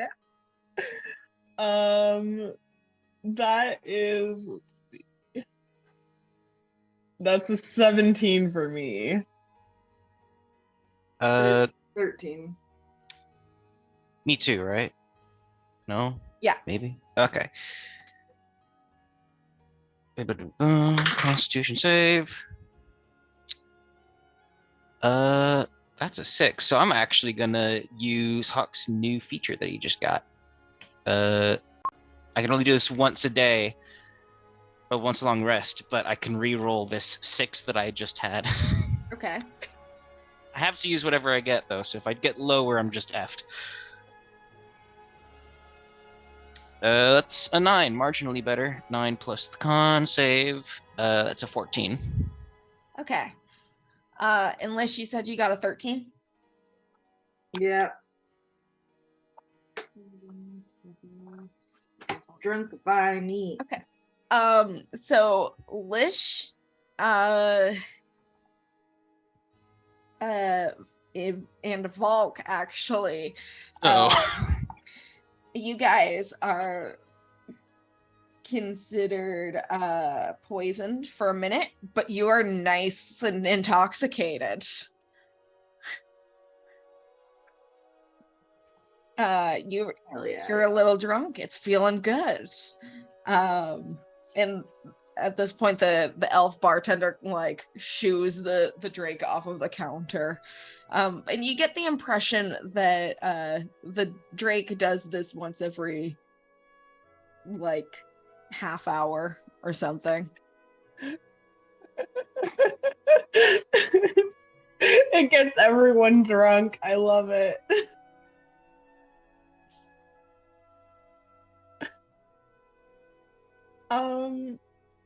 Yeah, Demir is going to take her bottle and take some glasses and look over at Lish like, do you want to find a table? Yeah, he'll go with you. Yeah. And he was seeming like a very tightened towel, and now I think with a little bit of drunk he's seems like he's unwound a little bit. Not in his head so much. Yeah. Demir is going to try and see if they can find like a somewhat private corner of the There inn. really isn't one, but I mean, people seem absorbed in their own conversations. Yeah, just want to find like like a table in the back where like most of the folks who are talking are or most of the folks who are around are in their own business and that type of thing. Not private, but not somewhere where we're going to be obviously overheard. Mm-hmm. And Demir will start pouring herself a drink so she can get on Lish's level.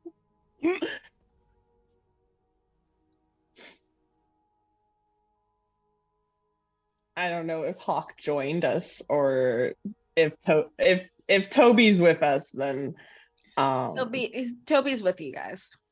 yeah. Demir will pour him a drink as well.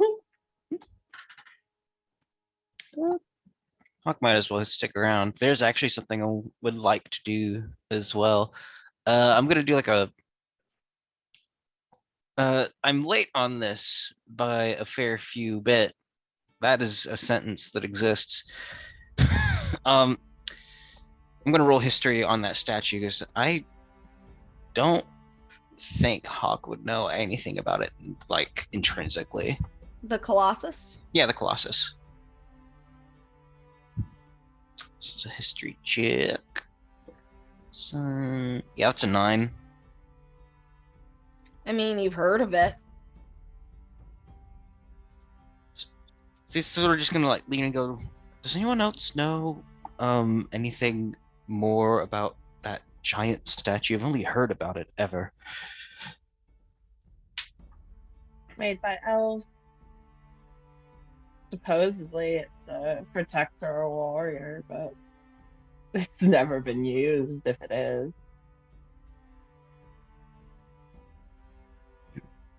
Seems a bit like overkill, doesn't it? Seems more like a statement.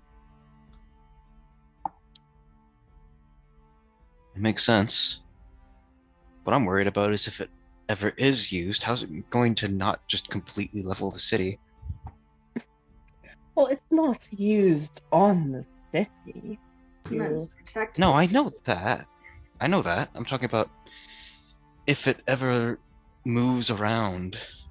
Surely there'd be like a giant quake of some kind, right? Perhaps. It'd be quite the sight to Magic. see.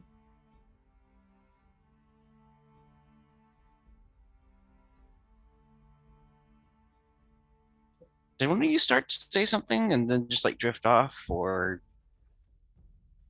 I just said it would be quite the sight to see. right? Well, I hope it's never used either way, because something like that is probably going to leave quite a mark on everything around it.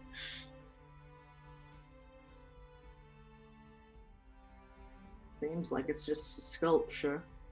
But you never know. There's always a possibility. After everything we've seen, a gigantic walking statue doesn't seem so far out of the picture.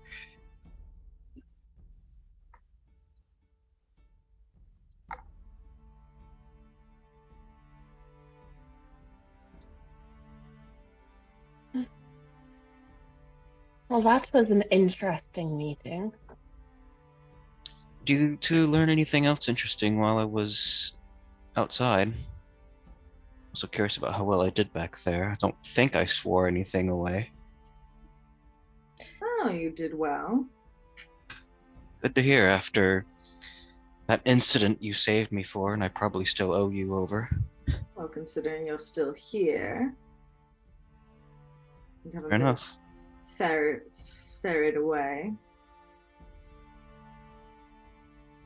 You were talking about Rosania. You're interested in her whereabouts? I think I might have told you before. The last day we met, um, she sort of just had this odd sense of finality about her. And the next day, she was just completely gone. I don't know what happened. I can assume, but even then, I wouldn't know why. It's all very mysterious. Well, Didn't maybe happen with you scared much. her off. I'd scared her. If I was to scare her off, I think it would have been the day we met, not the last day I ever saw her. Hmm. What did she say? I can't quite remember specifics, but mostly, again, just an odd sense of finality. I think it's more than possible that she thought she was going to die or something, but again, that's just speculation. I wouldn't know why she would think that. Die doing what? Maybe not die doing something, but die because of something, or die by her own hand. Did she seem like the kind? Not at all. That's why I'm so confused.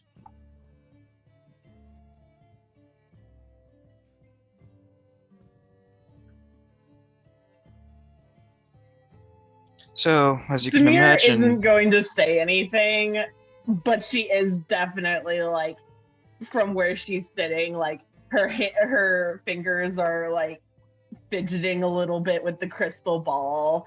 I imagine she keeps it like really close to her side.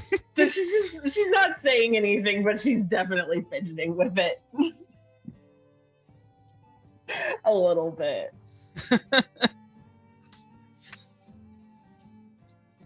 so yes, you Well, can I'm probably. sure there is some way to find out. Such an. I'm sure there is. Here's used the crystal ball on Hawk before back at the tower, if I remember correctly. So Yeah. he knows that she can like psychically check in on people somehow. Yep. So, Hawk, you gotta ask. You've seen her use it multiple times now. You know what it does.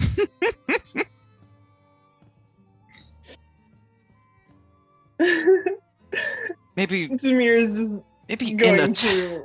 maybe in a tavern isn't the best place, is the thing. Might catch up some interference from. He sort of like gestures at the general noise of the It all tavern. happens inside of her head. Is that how it works? You've seen it in action, Hawk. Yes.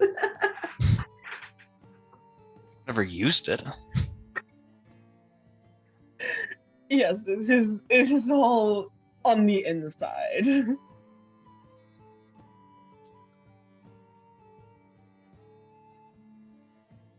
Question is, would you really do that for me? Perhaps not for free. You want to pay her, Hawk. Fair enough. Maybe some other time. I'm not really sure. Ugh, I'm still dealing with that entire encounter up here, and he sort of like taps his head with two fingers. It sounds like he doesn't want to know, Demian. Not tonight. Is not curious. Is not. Oh, I'm curious. I'm just still processing all that other stuff that your old friend said.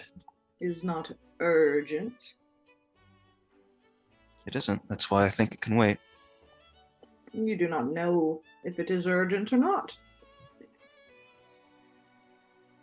Well, if I truly am as far back as I think I am, I'm fairly sure she's still alive. Fairly sure. Is not totally sure. Okay, fairly's an understatement then. I met her well after I was born, and as far as I know, I'm at a 1-year deficit. Is not even more intriguing then? To see what she was doing before you. You have a point.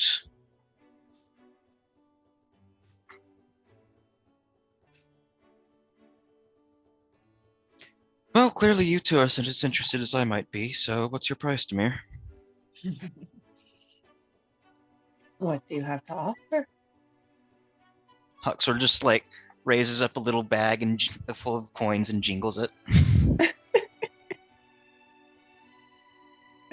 we may be dealing with a lot of fae, but I know that you aren't one. Sure. How much Give me then? what you think it's worth.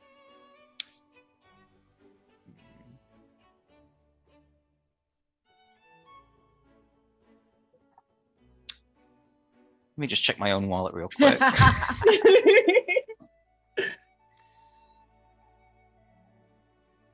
Sort of like muses out loud. Well, let's see. I'm already putting aside a bit of cash for the house that we still have yet to pay. So out of what I think I can safely spend, how about half? And he sort of forks over 13 gold. Sure. Seems All well right. enough. Tell me about her some more.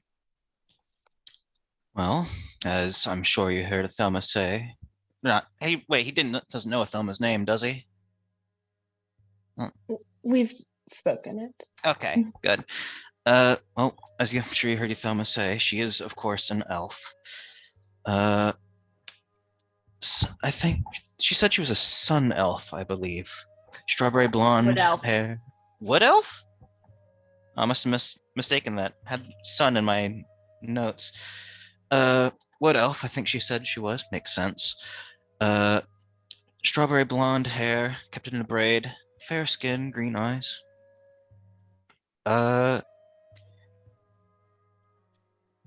You took a lock of that child's hair, didn't you? Does having something from the person help?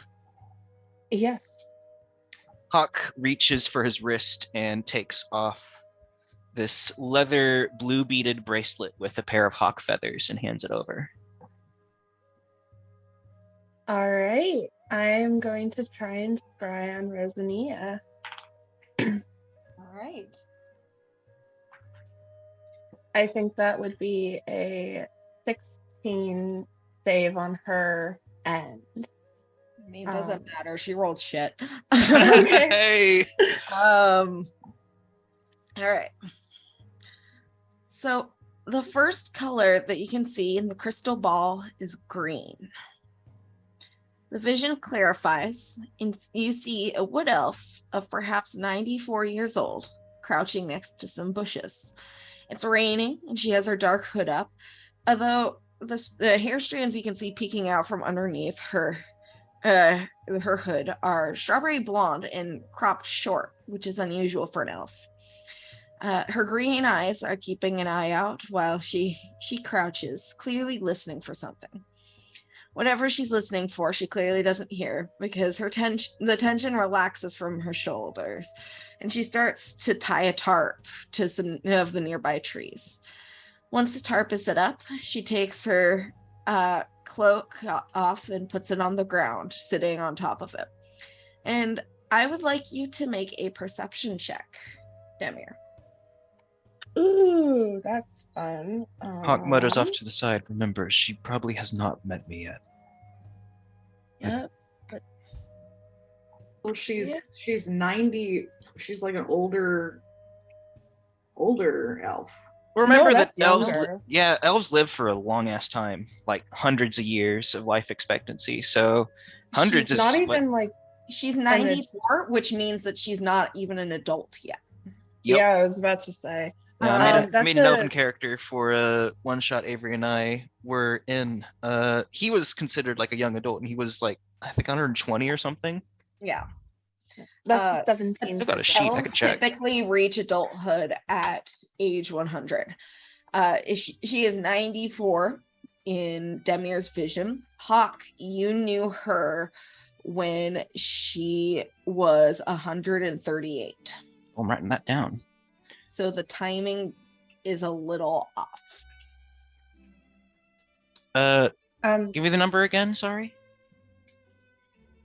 Well, You knew her when she was 138. That's what's looking for. Thank you. It's in our DMs. Right. And Demir, what did you get for your perception check? 17. 17. Okay.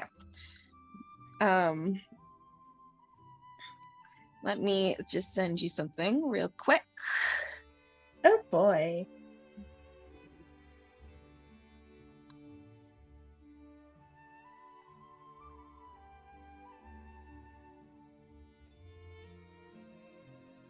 Ooh. Interesting. Okay.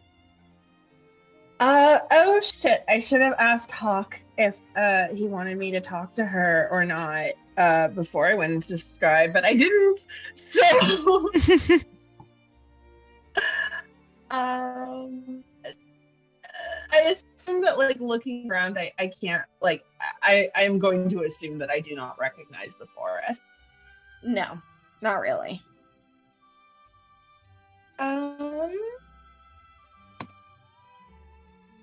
It's a forest. It looks damp and kind of cold and uncomfortable. Yeah. I'm a little shitbag.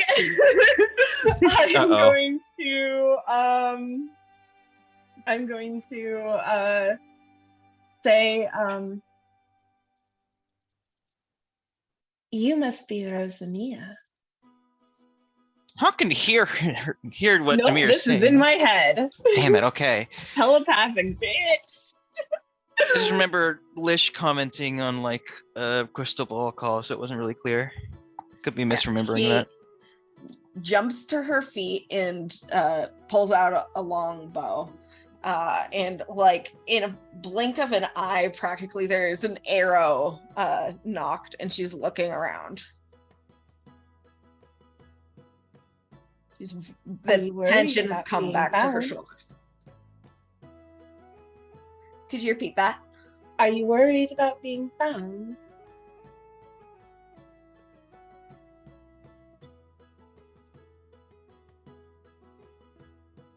She's just not answering. She's just kind of waiting with the bow still in her hands. I mean you no harm.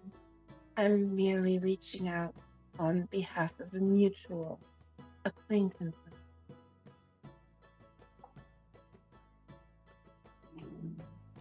Perhaps a future one for you. Are you with him? With who?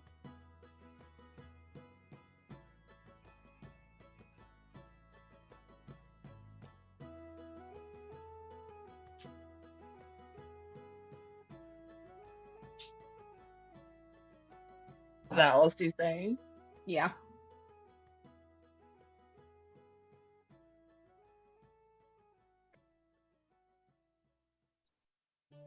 Would you be interested in meeting?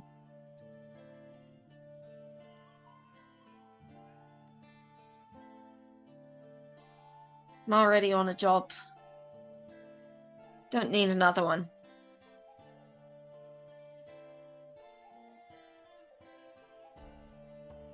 There is no job. There is only curiosity.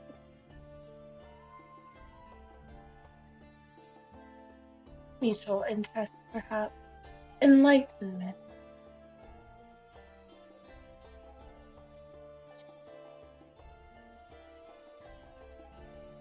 Plus, it's got a coin value. It won't be much use to me.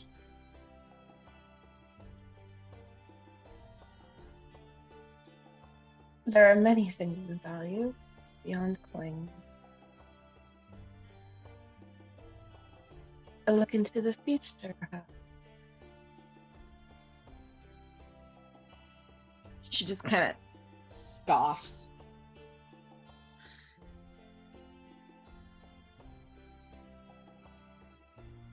It will be lovely to meet you. I'm sure our paths will cross again.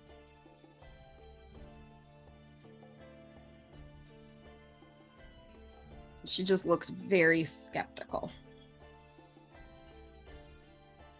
And Demir will let the scry drop.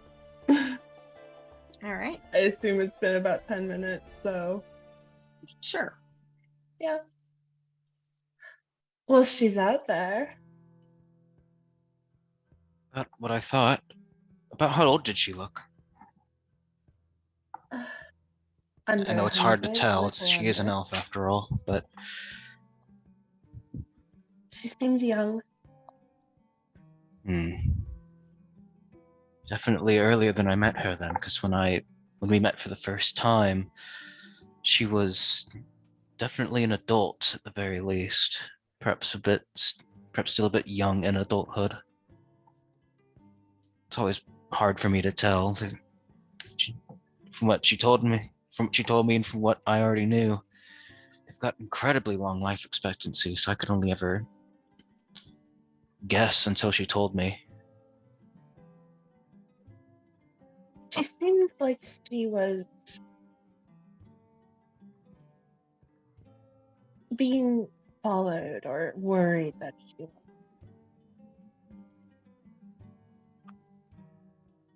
There's a lot of jumpy tension.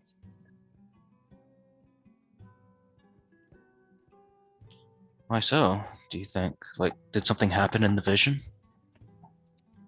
Not that I saw, but seemed like. Did you reach out to her at all? Yes. Okay. Did she say anything back? She asked me if I knew him. Just him? Him didn't clarify. Hawk sort of like tilts his head and like rests on one of his hands, just like that's Do you know what perplexing, sort of business concerning. she was in? Hmm? Do you know what sort of business she was involved in? Not at all. She Before never you told met? me. Mentioning a him is concerning because it can't be me. This is long before she would have ever met me. I'm sure of it. Do you know anything about the symbol of a Ouroboros around a crown? Is that Sorry, familiar to you're you? a little quiet. I can't really. Are you familiar with the symbol of a snake eating its own tail, twisted around a crown? Snake Ouroboros, sure, but not near a crown. I'm not familiar with what the symbol means, just that it exists.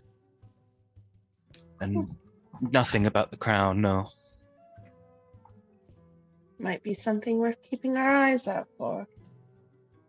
Right. Where did you see the symbol? On her shoulder blade. A tattoo. A tattoo? Mm-hmm.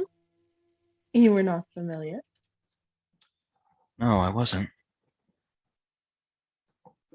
And you were She with encouraged me. She encouraged me to stay covered up and sort of practiced that herself, I suppose. she was evasive, like she was hiding. Seemed jumpy. Probably especially so after a voice reached out to her in the darkness, but yeah. Even Anything else? before I spoke to her. Probably still the same forest where I met her, west of the Eastern Mountains. Thing we're hiding east. You cut out a little bit, Maybe sorry. we'll run into her. Yeah, maybe. Did you say anything else, though? Just, no? That was about it.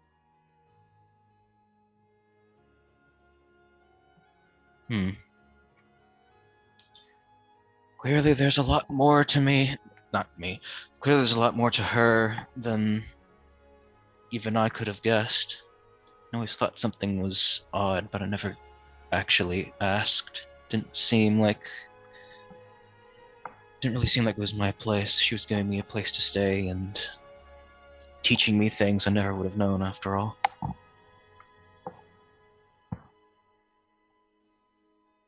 Well, I look forward to unraveling some more of those mysteries of yours. I suppose I am too. I'll have to step carefully because, like with my father, I'm not really sure if meeting her ahead of time is the best idea when time's already unraveling. But And time it is- would be good to know what she's up to, if it connects to why she left.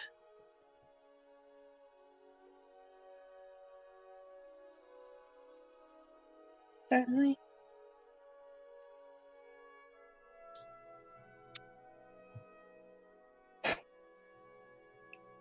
Thanks, Demir. Can I have that bracelet back? And Sort of she hands takes it and puts it back around his left wrist. She takes his coin. Yep. All right. So mark down that coin. I already did, actually. Lish Yeah. just kind of laughs a little at that. A little scoff. As they've been like talking, he's been druid crafting alive one of the little Feywild snowdrops from the tea. All right. He's gonna try and cultivate a couple of them. All righty. And so with that, I think that's where we'll call session for the week. Yeah. Good info. Oh, Lots boy. and lots of good info. Wow. Oh, howdy. Toby Boy, gonna howdy, get shit's fucked. interrogated. That's a juicy meatball. Mamma mia. Mamma mia. Yeah. That's some juicy content. All That's a right, juicy guys. load of meatball. Thanks for playing. Woo! Thank you for as DMing, and always. thanks Yeah. just in general to all y'all. Man. Hell yeah. Hell We'll yeah. see you I love next Dungeons time. and Dragons. I Thank both dread it and you. am so excited for it. See you then. Bye. Bye. Bye.